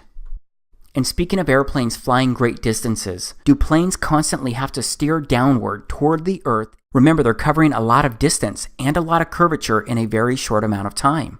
Now let's go back to the same mock-up that I created, the one that I used before, and let's say that an airplane is flying from one continent to the other. Let's use Japan and California again, because you're going to have an airplane right here, and it's going to have to take off on what it thinks is a flat surface, and it's going to have to cover the ocean, and it's going to have a certain trajectory, and it's going to go that distance for a certain amount of time. But what it really needs to do is curve around the Earth. So that means that that airplane, every so often, should actually be pointing down and changing its trajectory. It's going to have to keep doing that over and over and over again. But wouldn't it make more sense if it was actually just flying straight across a level ocean? Because doesn't water always find its level? And what happens when planes need to land? Let's look at another quick mock-up, because keep in mind that the Earth is rotating as airplanes are flying. And so what you got here is the Pacific Ocean in California. You've got your north, east, west, and south. Remember that the Earth rotates eastward, right? It's going to be moving this direction. But let's say we actually put an airstrip on California north to south. And let's say that we had an airplane that was going to land in the direction of north. As the airplane is landing and moving across the Earth, wouldn't the Earth's surface be moving eastward? So wouldn't airplanes have to take into account this movement? Wouldn't that be a challenge for them to land? Of course, I am aware that I guess some people say that we are in an enclosed atmosphere. So the atmosphere itself is moving with the Earth. But I still think about these kind of things, and it doesn't make complete sense. Something else that doesn't make sense when it comes to airplanes flying is a gyroscope. First, how does a gyroscope actually work? And what does it do? And how does it work in planes? Let's take a look at a quick video. This is a gyroscope. It consists of a metal wheel mounted on an axle. The wheel and axle spin freely, secured in a metal frame. This simple device can behave in the most unexpected ways. The components of this simple mechanism are obvious, and it doesn't seem to have any special capabilities. Try to stand it on end and it falls over. Try to suspend it like this and it drops. Apparently it can't defy gravity. But spin the wheel and all that changes. A string provides a simple method to spin the wheel. The first thing I notice about the spinning gyroscope is that it resists attempts to change its position. A resistive force appears when I attempt to tilt or rotate the gyro. Now when I stand it on the tabletop, it stays vertical. The spinning wheel is creating a force that holds the gyroscope upright. When the wheel stops, the force disappears and the gyroscope falls. Incredibly, this force will support the gyroscope like this. It appears to be levitating. A spinning gyroscope will balance on a string. You can even lift the gyroscope with a string looped around one end.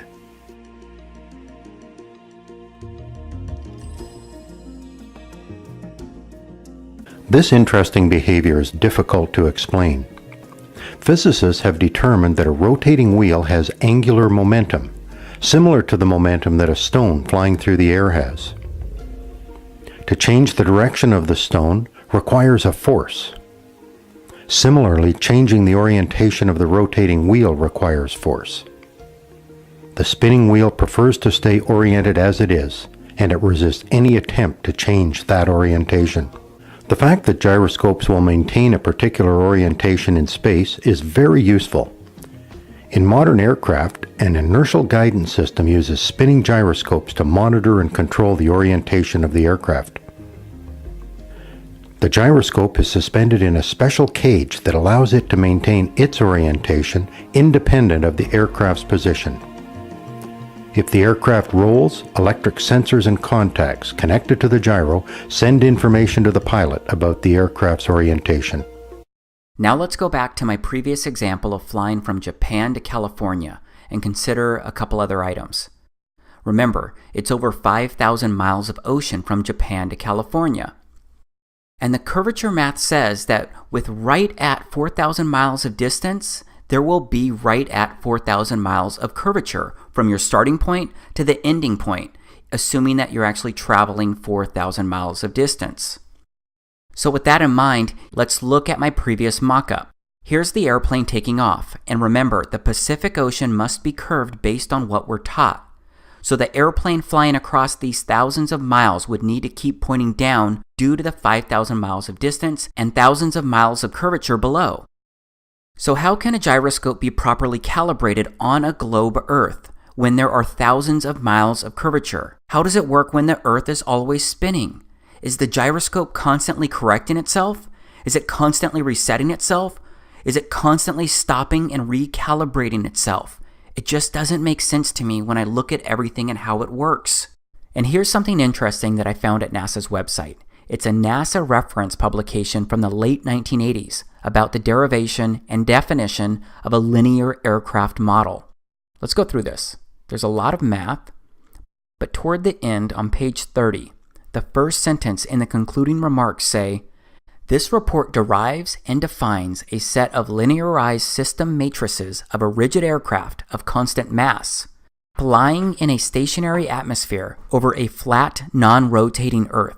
I gotta ask, why would this exist if we're supposed to be on a spinning ball? NASA had already been to the moon several times and explored outer space in many ways by the 1980s. So why would they need documentation talking anything about a stationary atmosphere and a flat, non-rotating Earth? I just don't get it. And of course, I understand that this does not prove anything by itself. There are just so many things out there that when combined, they create a convergence of strangeness that makes your head spin like the Earth is supposed to be spinning. So yeah, all of this stuff is strange because whenever I look out a car, all I see is a flat horizon. And whenever I look out a plane's window, all I see is a flat horizon. Everywhere I look, I see a straight or flat horizon. The Earth appears flat to me based on everything that I can actually observe. And just look at these Bolivian salt flats, which are the world's largest salt flat at over 4,000 square miles.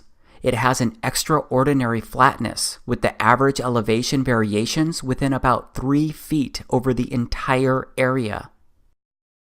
And it seems as if stuff isn't really dropping down at a curve, out of our view of distance either. Because to me it seems like we can only see a few miles out, and then things start to get hazy, unless you go higher. Because when you go higher in altitude, that's when your circle of view increases, and you can see further out. Except based on the Earth's curvature using this math, the land should start dropping from wherever you're standing on a ball Earth.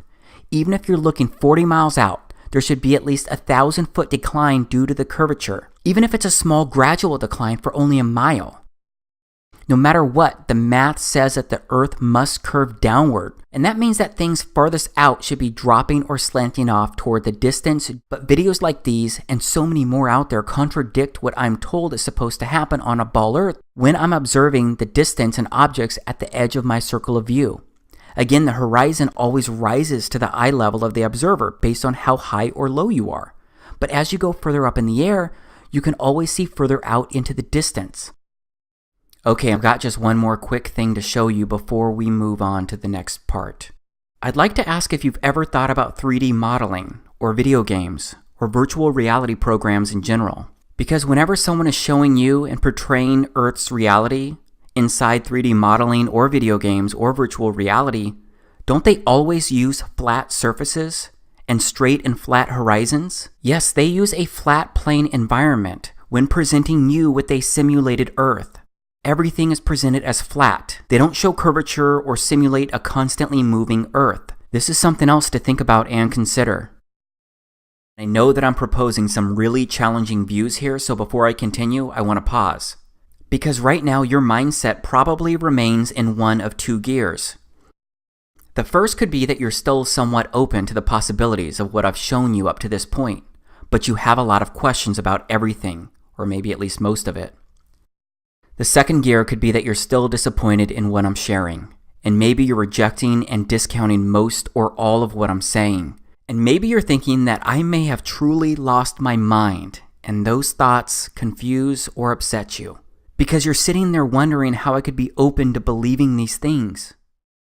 Here's what I'd say to both camps either way. Believe me, I know what I'm sharing here is strange, to say the least. Again, this was not easy for me to consider. That's why I've done my own research into everything that I've shown you so far. That's what led me to research the even stranger things that I'm gonna show next. But no matter what, whether you're questioning everything or open to anything, I have a feeling that you want me to show you what a flat Earth could actually look like and what it would take for it to actually work, right? Well, that's exactly what I'm going to focus on next. And this next part may end up being the hardest thing for you to consider, process, or accept.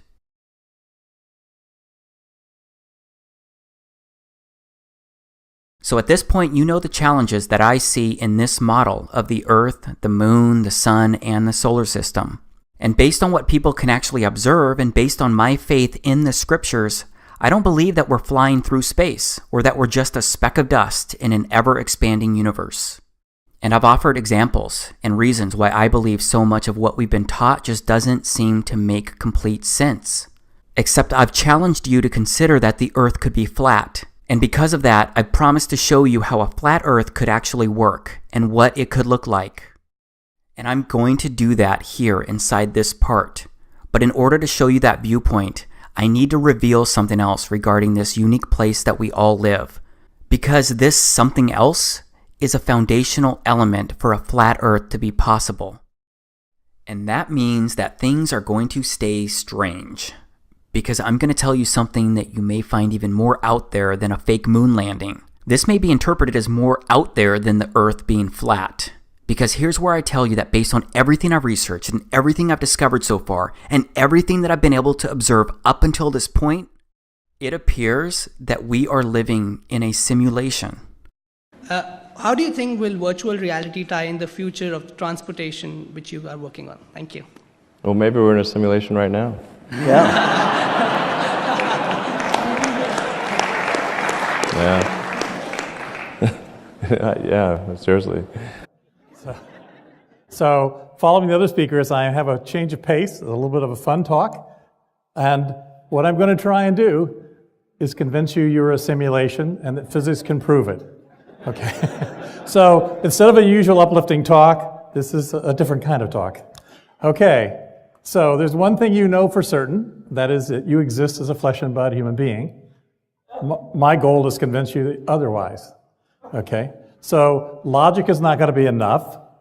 You guys are going to be simulation deniers, right? I mean, there's just no way around it. So my actual goal will be to actually create a sliver of doubt in your minds so that you actually think about this and what it might mean. So I know this is a lot to throw at you. I've also got to immediately share that I do not agree with these men in regards to their definitions of a simulation, but it appears that their positions seem to contain some truth. Because based on what I can determine as of now, I believe we are living inside a simulation. But I don't believe humans are inside some simulation being run on some supercomputer. For the record, I believe the God of the Bible created everything around us. But please know that I'm going to do more than just say I believe we're in a simulation.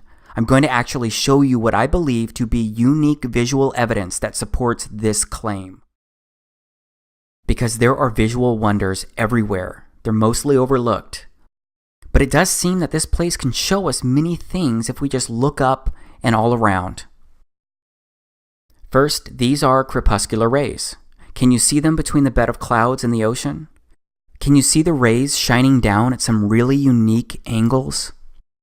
Well, Wikipedia says that crepuscular rays are rays of sunlight that appear to radiate from the point in the sky where the sun is located.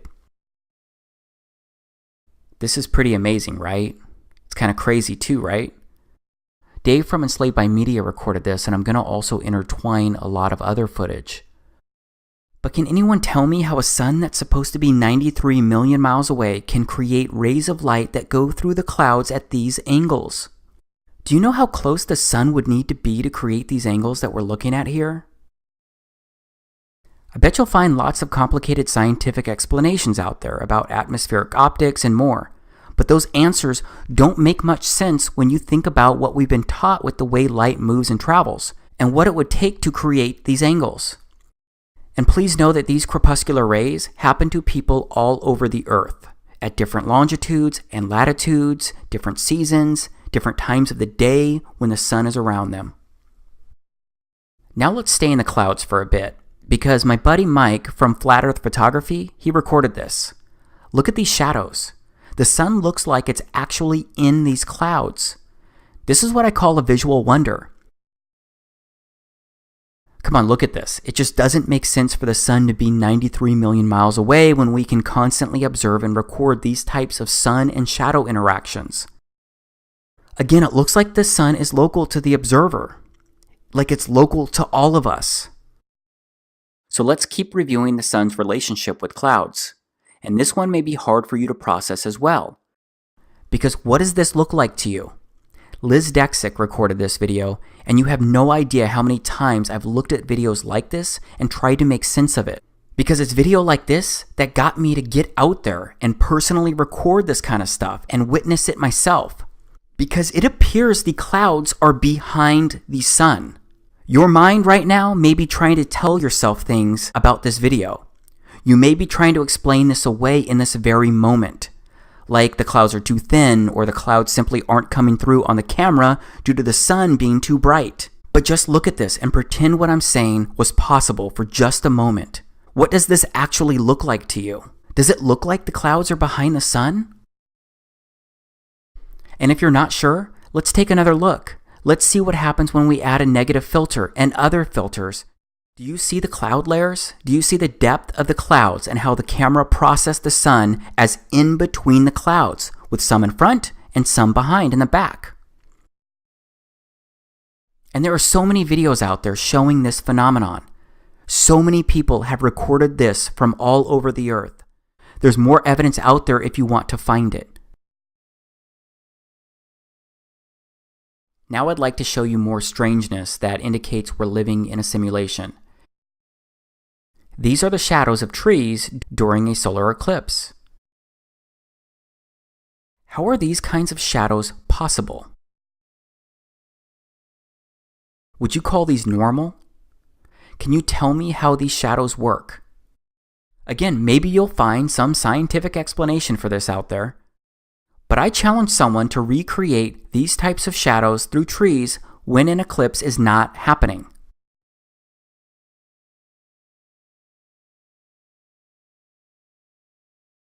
And then there are also shadow bands that occur during solar eclipses. These are also strange and also interesting, and they've been captured all over the Earth during solar eclipses as well.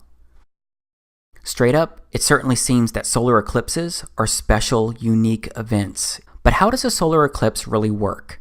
Because we all know that the sun and moon are always moving across the sky, right? So just stop for a moment and think about how the sun and the moon need to basically stand still and stop in unison for a solar eclipse to work. Or they need to be moving at the exact same speed for quite some time, because some total solar eclipses have lasted up to 6 and 7 minutes. And with that in mind, I've recorded hours upon hours of the moon, the sun, and the stars, and they all travel across the frame of my camera really quickly. Either way, being in the path of totality is a special event in itself. Here's what I actually witnessed during the Great American Eclipse in August of 2017. I personally recorded this video in the state of Oregon. No filter, nothing but my Nikon P900. Holy moly, look at that.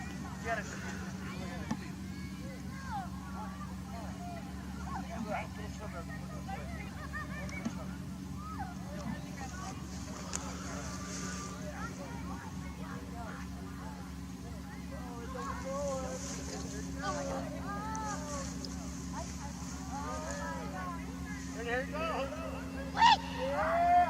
And here it goes.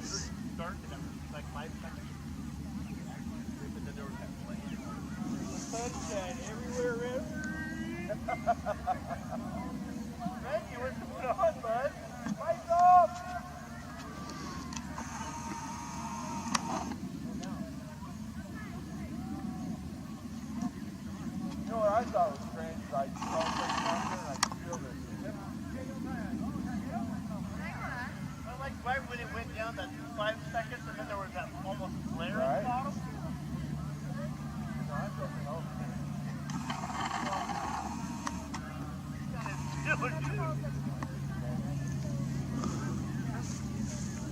I know, I throw it off and when it takes 30 grand.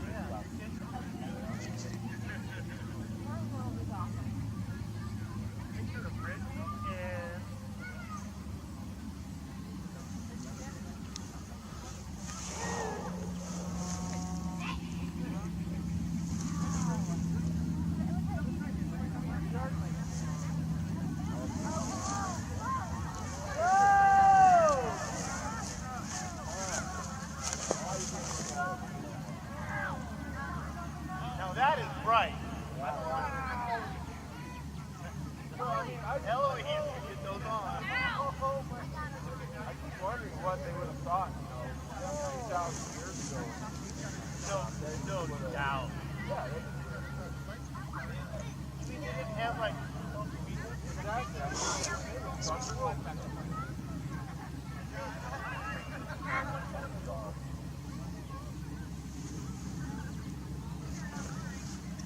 Also puts it in perspective. Frogs, bats, birds, crickets, they all thought it was nighttime, and they all started doing their nighttime business. The temperature also dropped and stars came out. This was a really crazy moment, something that's hard to fully explain to somebody else. It's the kind of moment that helped me see we could be living in a simulation. Now let's slow down for a moment to touch on what I mean when I use the word simulation.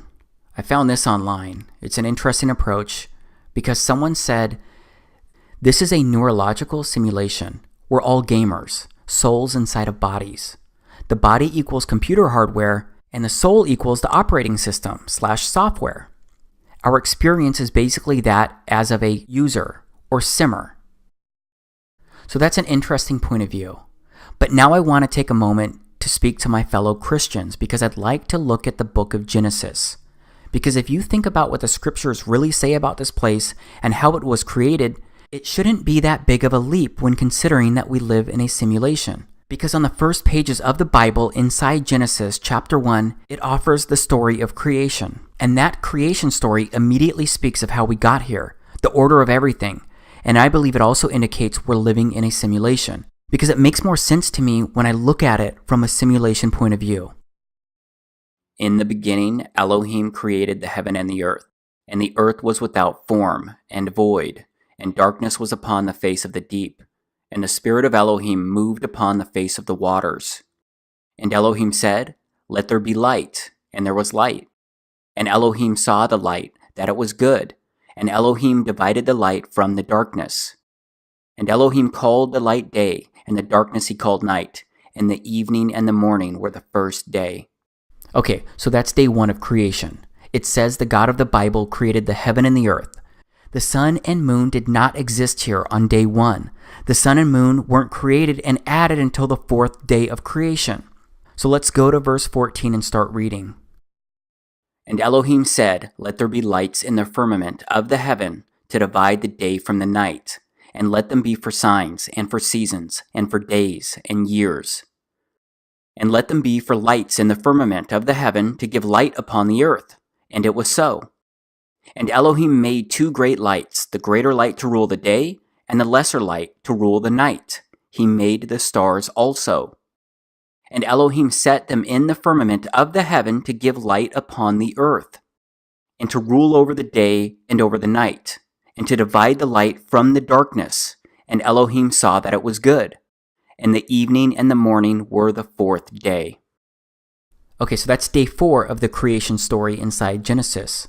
If you're a Christian and believe the scriptures and believe his word is the truth, then I'm going to ask you to please consider that this clearly states that light and darkness, day and night, evening and morning, were created and existed before the 2 great lights, the sun and the moon.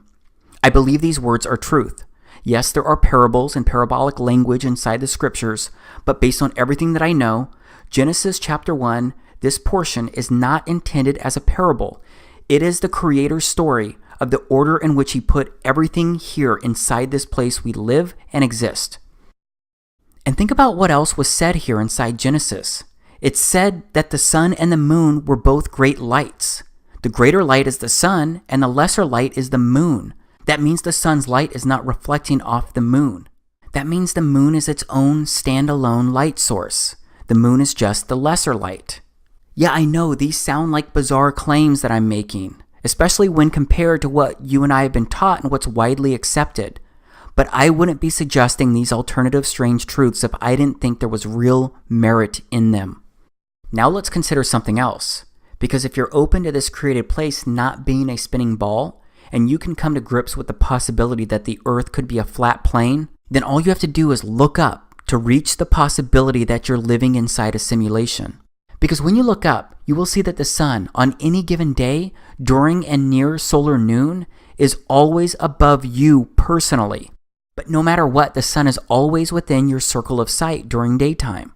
But it's like that for everyone on Earth. So that means the sun doesn't seem to be a physical object hanging up there. I think it's something else. And I think that something else that I could actually wrap my head around is that the sun is local. So let's be really clear here.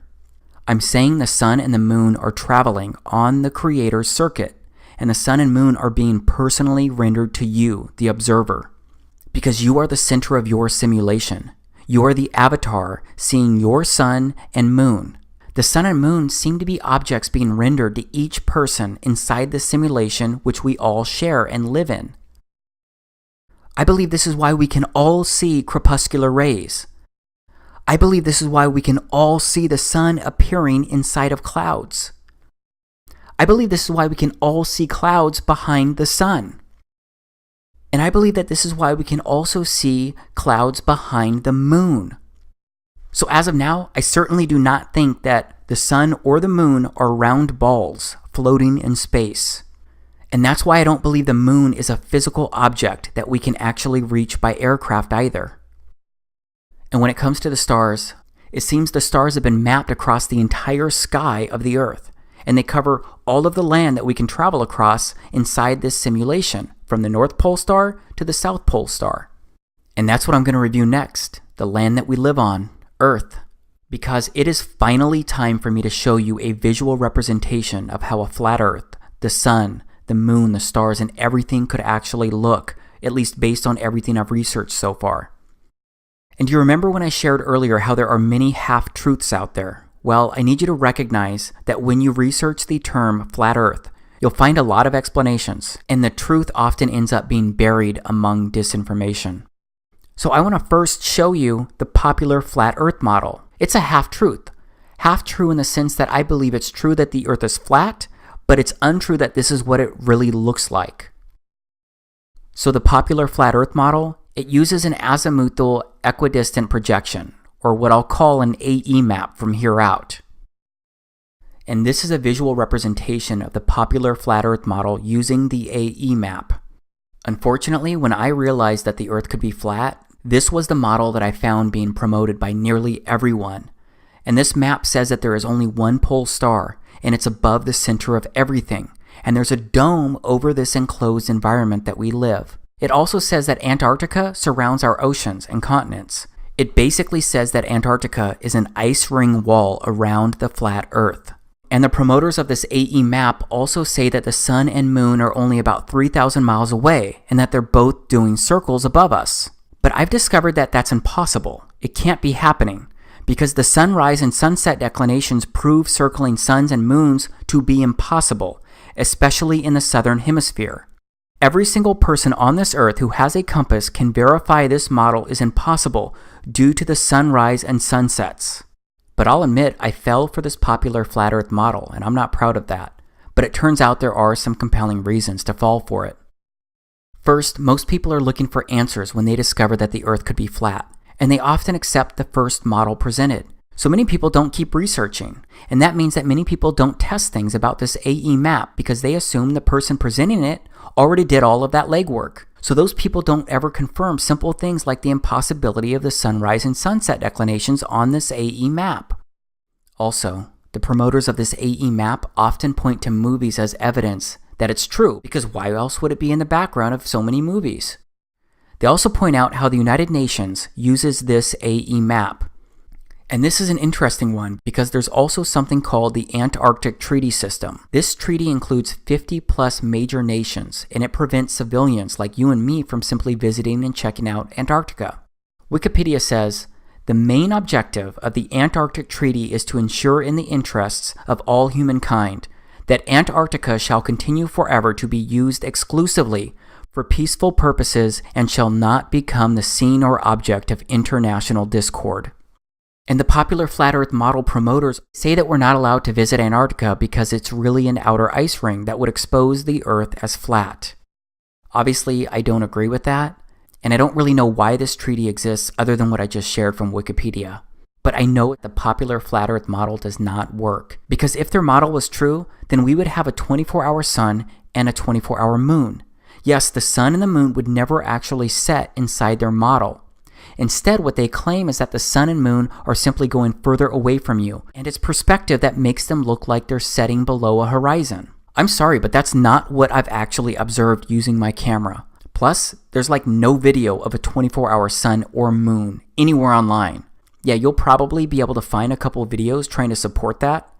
Just be aware that they're all either out of focus or straight up doctored videos. And this is one of the newest models being promoted by some popular flat earth folks on YouTube. This model doesn't work for many of the same reasons, and it also no longer makes the earth flat. I truly believe that most of the people at the popular flat earth channels promoting either of these flat earth models are purposefully spreading disinformation. Because if they just kept searching for the truth, then they would discover contradictions and major flaws in what they're promoting. They would see very quickly that their models couldn't work with what we actually observe around us. And on top of that, I found that most of the popular flat earth model promoters, they have PayPal and Patreon accounts, and they seem to be on a mission to make money. Fortunately, there are some people who are really searching for the truth. Starting with these two guys that I mentioned earlier, Ronnie Harris and Jason Laufenberg. They're not asking for any money, and they're willing to be proven wrong. They want to be proven wrong if that's the case. And just like me, they just want to know the truth and share it with people. And these guys have studied countless maps, searching for an accurate map that could represent a flat earth. They actually got a tip from something that Neil deGrasse Tyson said, something I already showed you earlier. So Earth, throughout its life, even when it formed, it was spinning, and it got a little wider at the equator than it does at the poles. So it's not actually a sphere, it's oblate. And officially, it's an oblate spheroid. That's what we call it. But not only that, it's slightly wider below the equator than above the equator. A little chubbier. A little chubbier. Yeah. Chubby's a good way. It's like pear-shaped. Yeah. So they thought maybe the flat Earth could be oblate in some way. That's when they discovered the oblique Mercator projection. And cartographers seem to agree that it is the most accurate flat representation of Earth. But first, what's cartography all about? Okay, so we're here at the Canadian Cartographic Association, and it says that the International Cartographic Association defines cartography as the discipline dealing with the conception, production, dissemination, and study of maps. Cartography is also about representation, the map. This means that cartography is the whole process of mapping. Cartography is a complex and ever-changing field, but at the center of it is the map-making process. Viewed in the broadest sense, this process includes everything from the gathering, evaluation, and processing of source data through the intellectual and graphical design of the map to the drawing and reproduction of the final document. Once seen as the products of a relatively straightforward practical exercise, maps are now viewed as complex intellectual images offering a rich potential for scientific investigation. Cartography today has two essential characteristics. First of all, it is important. Maps perform a fundamental and indispensable role as one of the underpinnings of civilization. Few activities relating to the Earth's surface, whether land use planning, property ownership, weather forecasting, road construction, locational analysis, emergency response, forest management, mineral prospecting, navigation, the list is endless, would be practical without maps. Okay, now let's go to World Maps Online. You'll see this is a world satellite image map. It's the oblique Mercator projection that I just mentioned. And it says, this stunningly detailed satellite image map of the world detailed land cover data depicted in an oblique Mercator projection. The parameters of this map projection have been carefully chosen so that the inevitable distortion that occurs is relegated to the oceans and to the least populated and least recognizable land masses.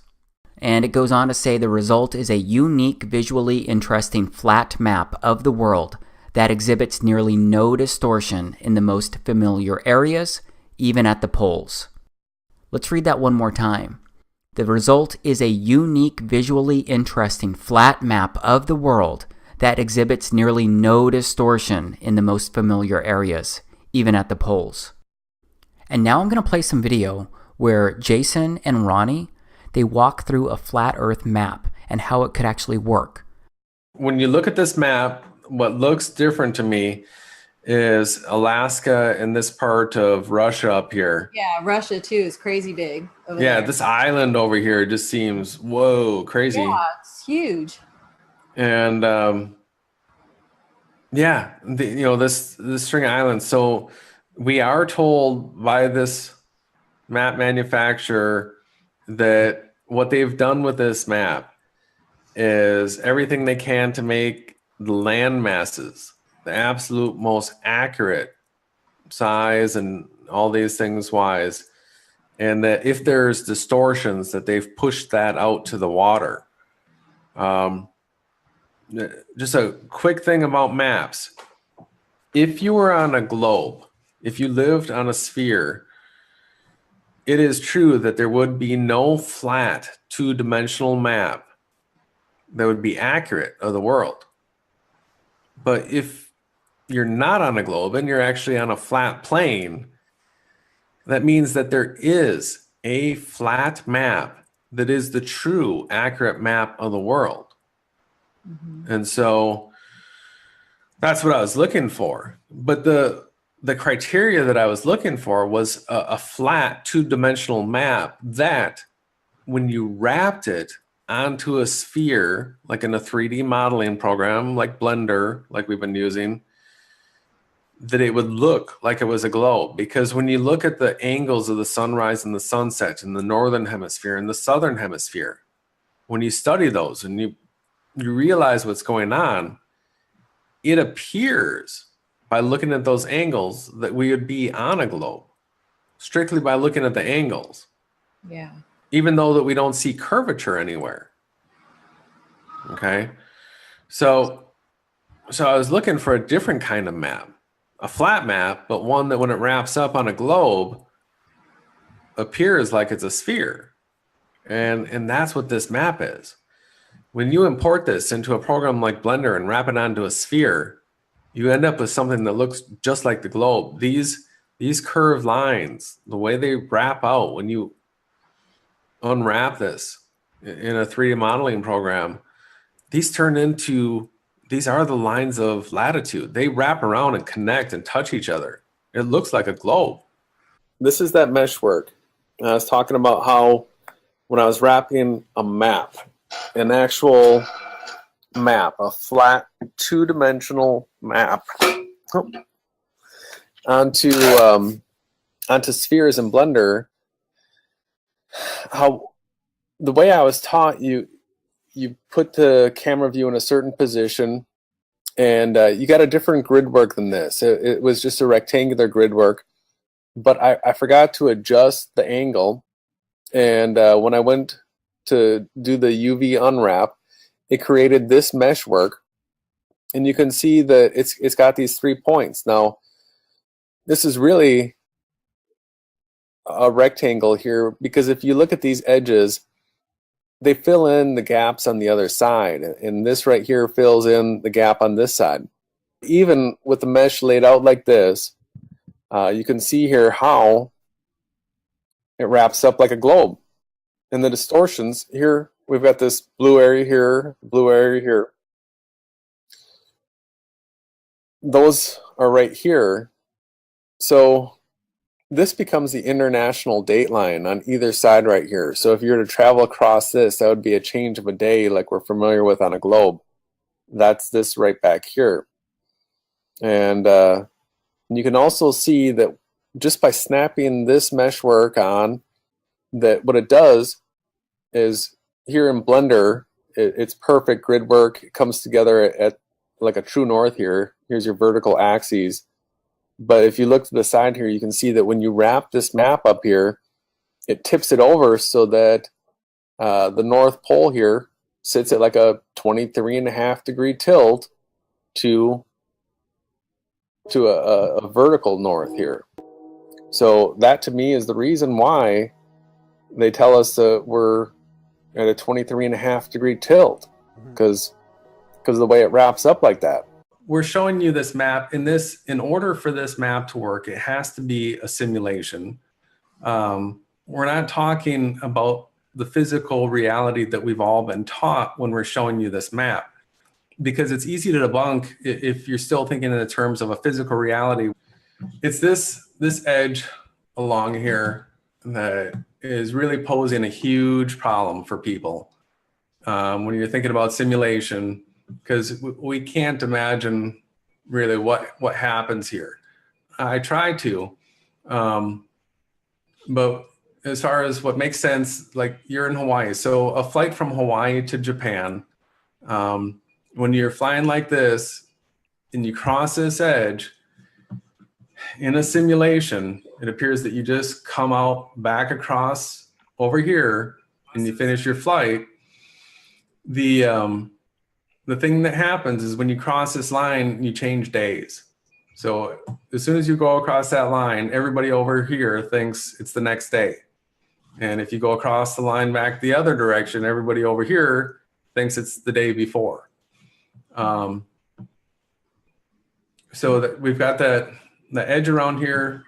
Until we observe it better, we don't exactly know. But if you're looking at these lines here, the lines of longitude, as we're familiar with, that wrap into the North Pole, this would be a magnetic line. So if you're in Hawaii and you're following the magnetic north, according to this map, what would happen is you'd be going like this between these lines. You come up here, and I think if you look at any maps, if you look at north of Hawaii, you're going to run into these islands here of Alaska and come up through this area. Keep watching the regular maps that you're familiar with. You're going to travel through this area, and then you will come around to here, North Pole.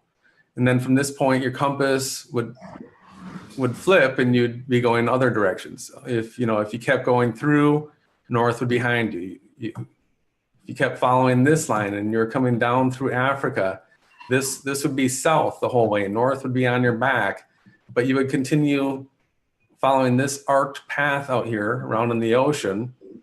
You know, if you didn't know that the straight shot from Cape Town to Antarctica was this way, and you just kept following the compass, you would arc around like this, come back around into what we would call the South Pole.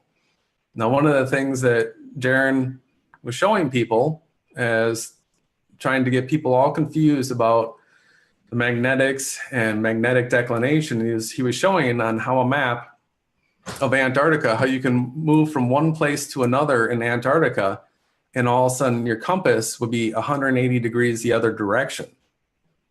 And if you look at the way Antarctica is split here, this whole line right here, if you were to travel from one point to the other, you can see how your compass would flip, just like it would up here at the North Pole.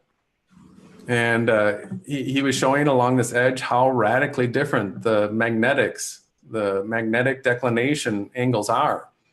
And you can see based on these lines of longitude, if they're the magnetics, you can completely understand why it would be that case. So, you know, a person in this area right here, for their compass to point north,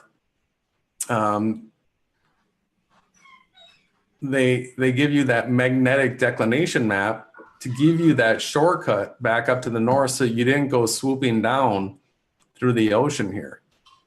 So Antarctica on this map, the magnetic flipping of the poles that Jaron was showing is another proof that this would be the correct map of this world. So while there's things that we can't prove about it yet, there are things that we can.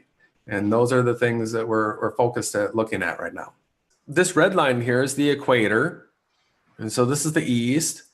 And by following this path, this is all coherent with what we're familiar with.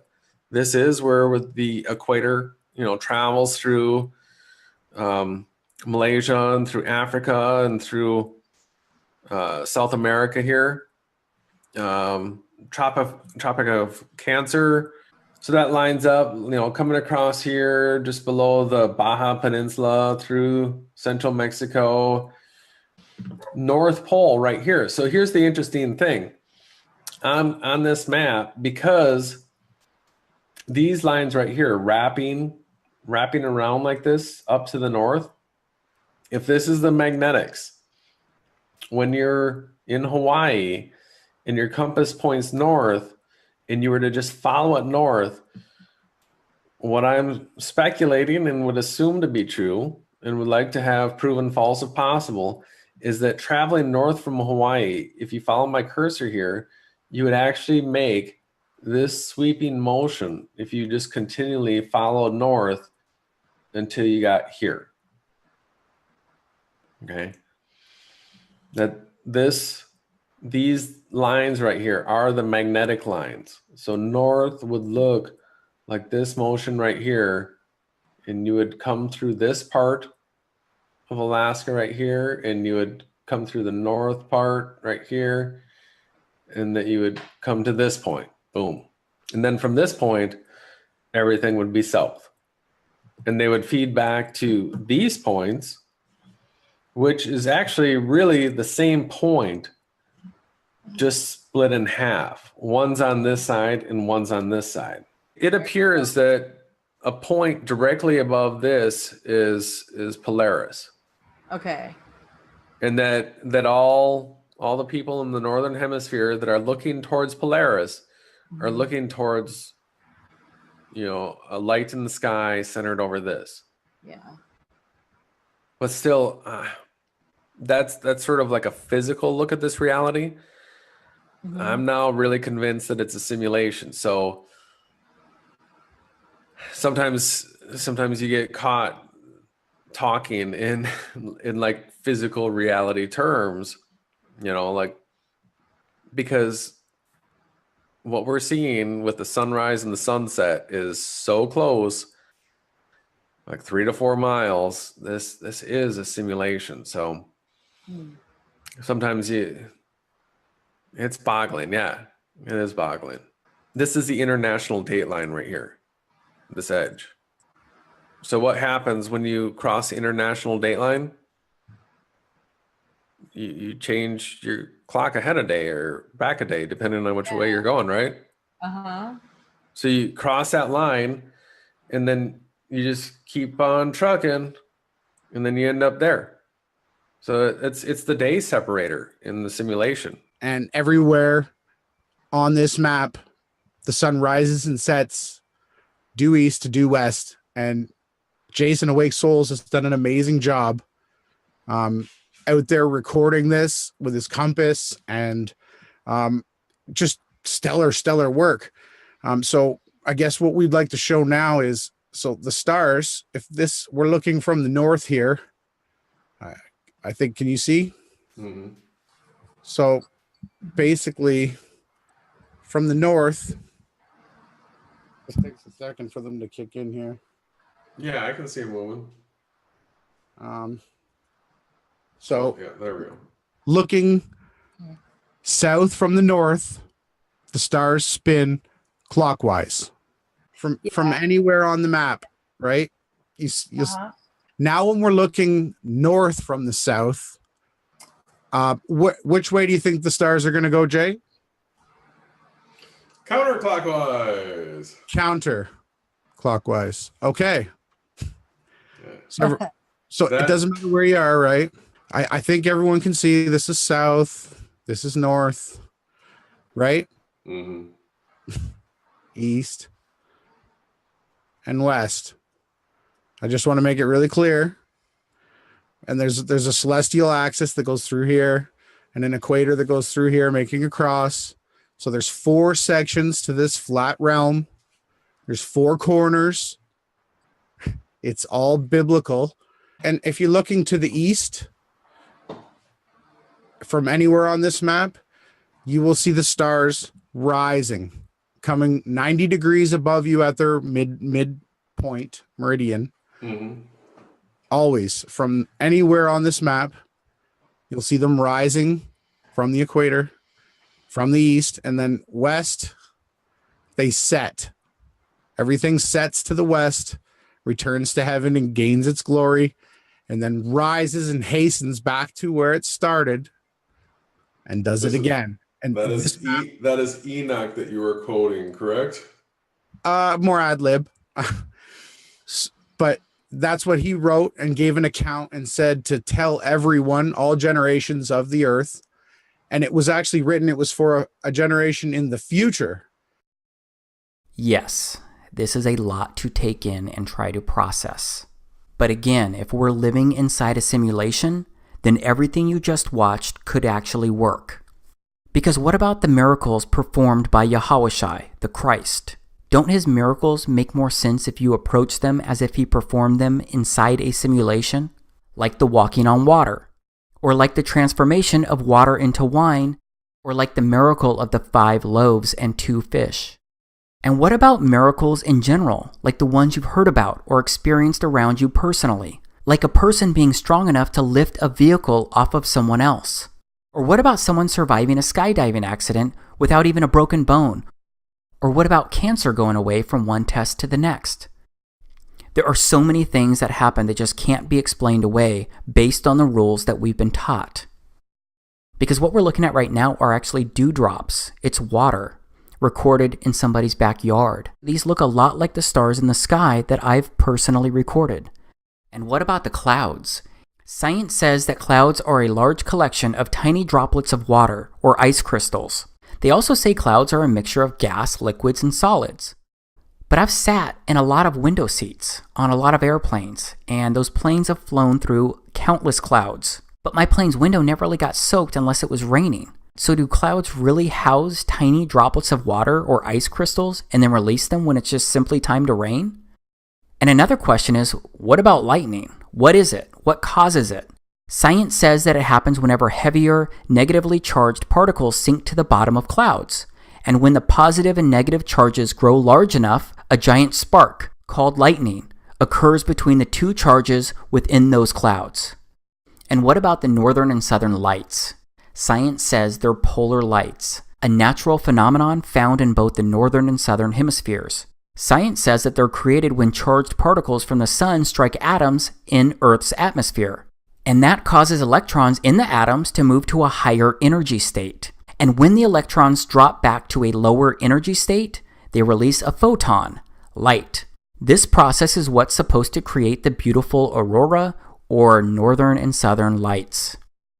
But I gotta ask, has mankind really figured all of this out, all the way down to an alleged particle, electron, atom, and photon level? And what about airplanes that leave strange cloud-like trails? What about these trails that linger and transform into clouds that resemble spider webs? And what about trails being left where no plane seems to be present? Because I personally recorded this video the day before the solar eclipse in August of 2017. I was looking at this cool rainbow perfectly encircling the sun. And when I started to record the trail and look for the airplane, I couldn't see one. I couldn't see the plane that was leaving this trail. And I did not edit or remove an airplane from this video. I wouldn't know where to start with something like that. But this trail is moving pretty fast across the sky. That's why my video is moving so much, and it's hard for me to stay in focus or actually get ahead of the trail itself. And my camera was on a tripod while I was recording this, but there is no plane that I can find. And other people have recorded the same kind of stuff. They've even recorded odd-looking orbs of light. Maybe you can explain this away, but once you personally start observing this place and the skies, I think you're going to witness the exact same thing, and you're going to start questioning so much about this place that you live. But that's not the end of it when it comes to airplanes in the sky. Because what happens when airplanes fly too close to the sun? I mean, what is happening here? Why does it look like the light from the sun is being dragged by this airplane? I've seen the same effect with birds moving across the sun too. And I have to tell you that ever since I started looking up, I've seen and recorded some amazing things, and so many more things that I couldn't catch on camera. Of course, I have a lot of questions, and there are a lot of things that I wonder. That's why I keep researching and looking for the truth.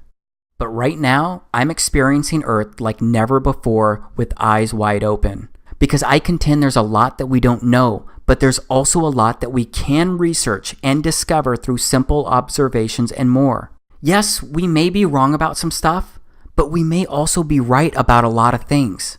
And as of now, based on everything that I've researched, I don't believe that we ever went to the moon, because I don't believe there is an outer space in the way that we've been taught. So I don't believe that we can leave this Earth. And I believe the Earth is flat. And it seems we could be living inside a simulation. So I believe we're living during extremely interesting times. And in these times, I believe strange truths can be researched, discovered, and revealed like never before.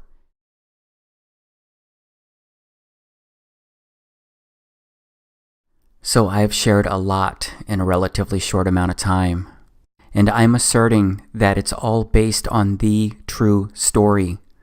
Right now, though, I'm just praying that I've at least offered something that can open doors to new possibilities inside your life. Because maybe there's more to what we've been told about this realm. Of course, I remain fully aware that what I've shared can close people's minds too.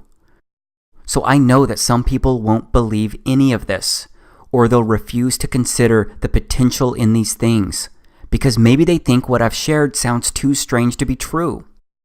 But I believe I've shared strangeness that has a better chance at being truth than the popular options. But maybe you have more questions regardless of what I present as strange truth, or regardless of what you believe so far.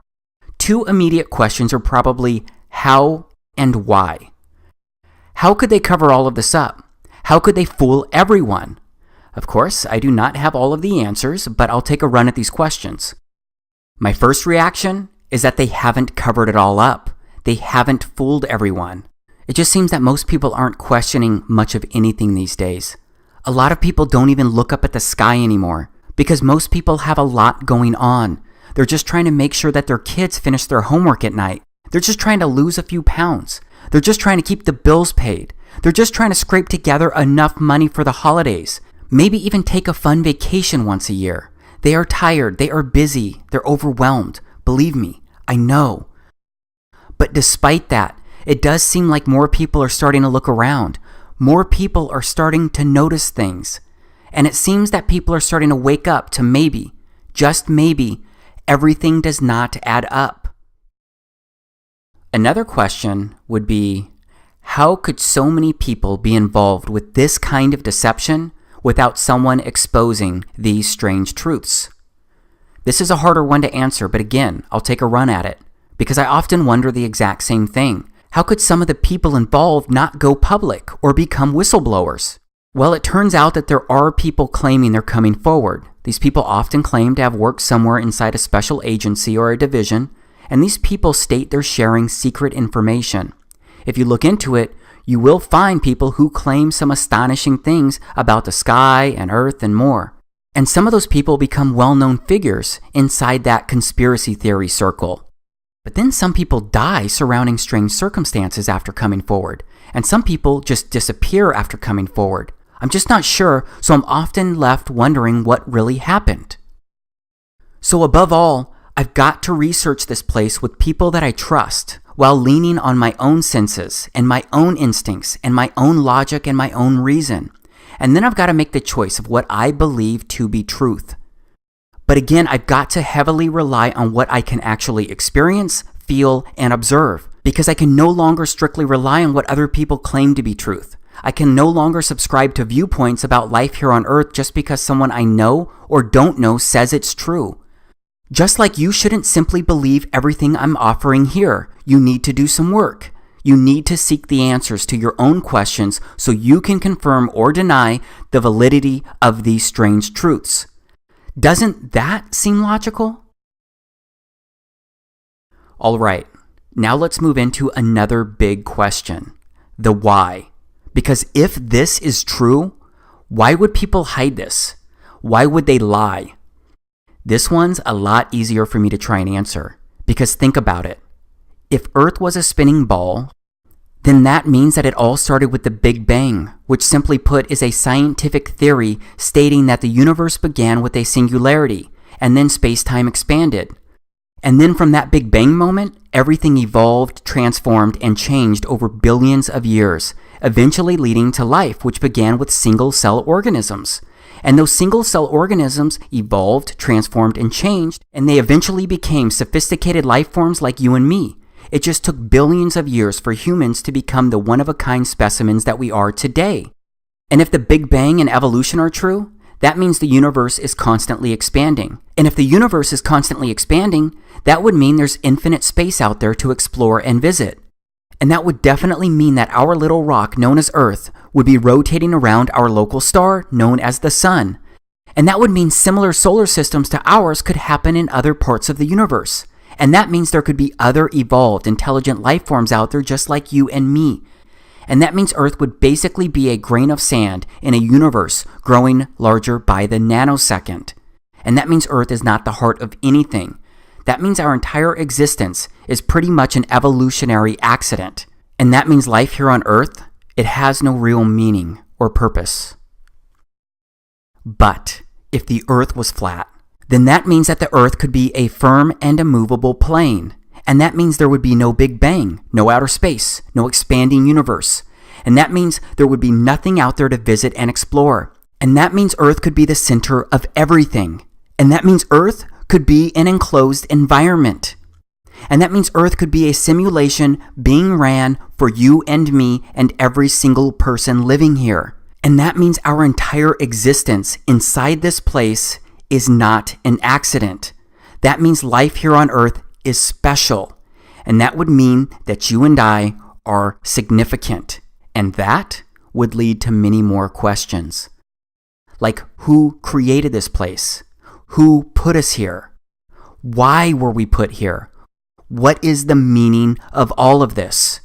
And I believe that all of these answers can be found in the scriptures. Except the word, which is supposed to be our guidebook, it has become the opposite of almost everything we're witnessing in this place right now.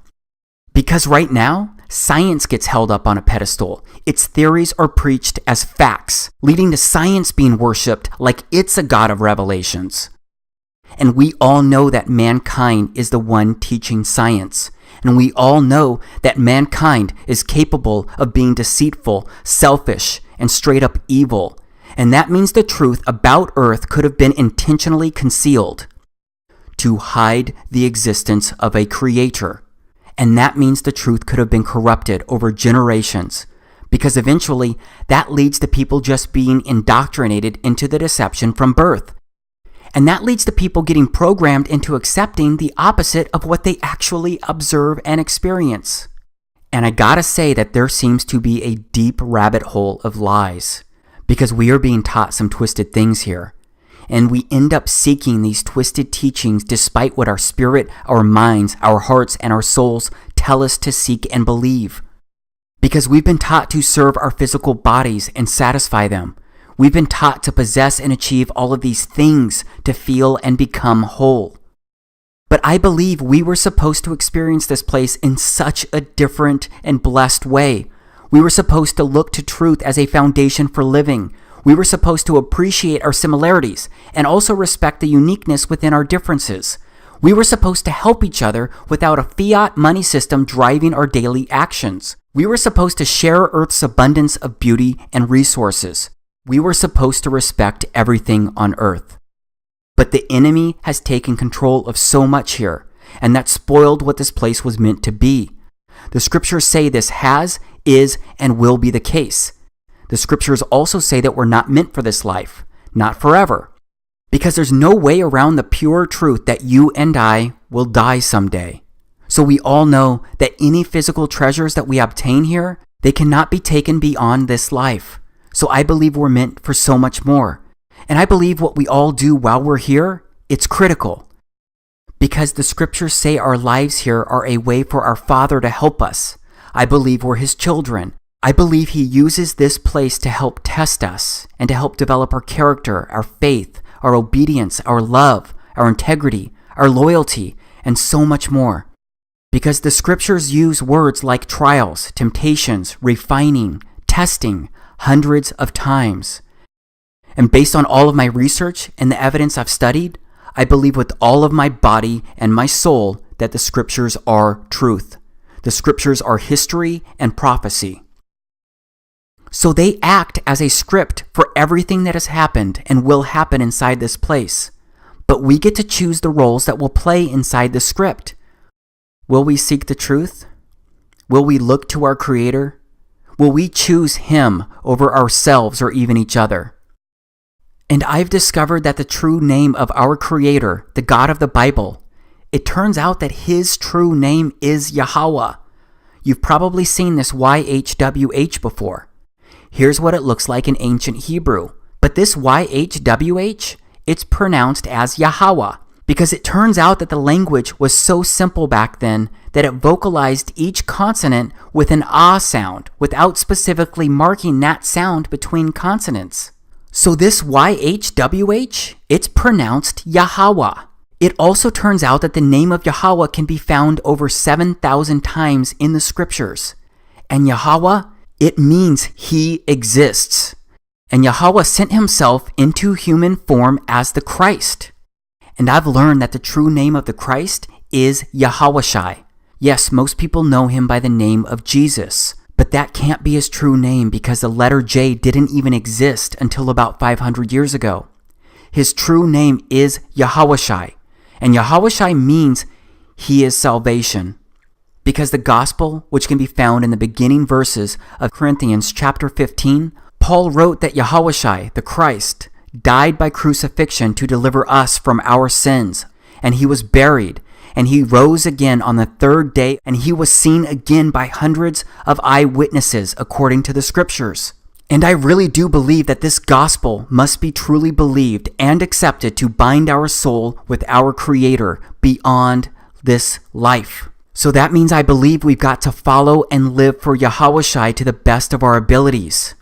Still, I believe other choices are significant because all of this is really being experienced by you and me. I agree with many of my brothers and sisters who believe that all of this is being recorded.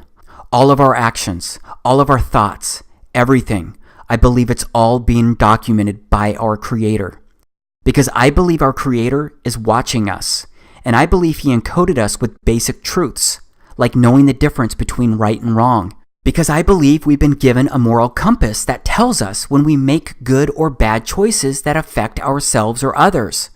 Except the original coding inside mankind seems to have been corrupted through generations of wicked choices where people continually turned away from our Father and lived for themselves. So that means there's a lot of evil in this place right now. And the scriptures say that our Creator has worked to purify this place before to start over. And the scriptures say He's going to remove the corruption once again. But the next time, it seems to be the last time before He makes things right forever. So I keep asking myself if He's going to do something about this place sooner than later. Because mankind has helped the enemy decay too much of this place. And there's so much that I can't wrap my head around. Because again, it seems so many things happen every single day all over the earth that contradict, defy, and disgrace what the scriptures say we're supposed to be doing here. Because it seems people have become desensitized to the climbing death tolls. And it seems that everyone's being told to suddenly forget what it took for us to still be here. And it seems that people who can't help themselves are lost for the most part. And it seems that people are being ordered to accept things that they can't comprehend.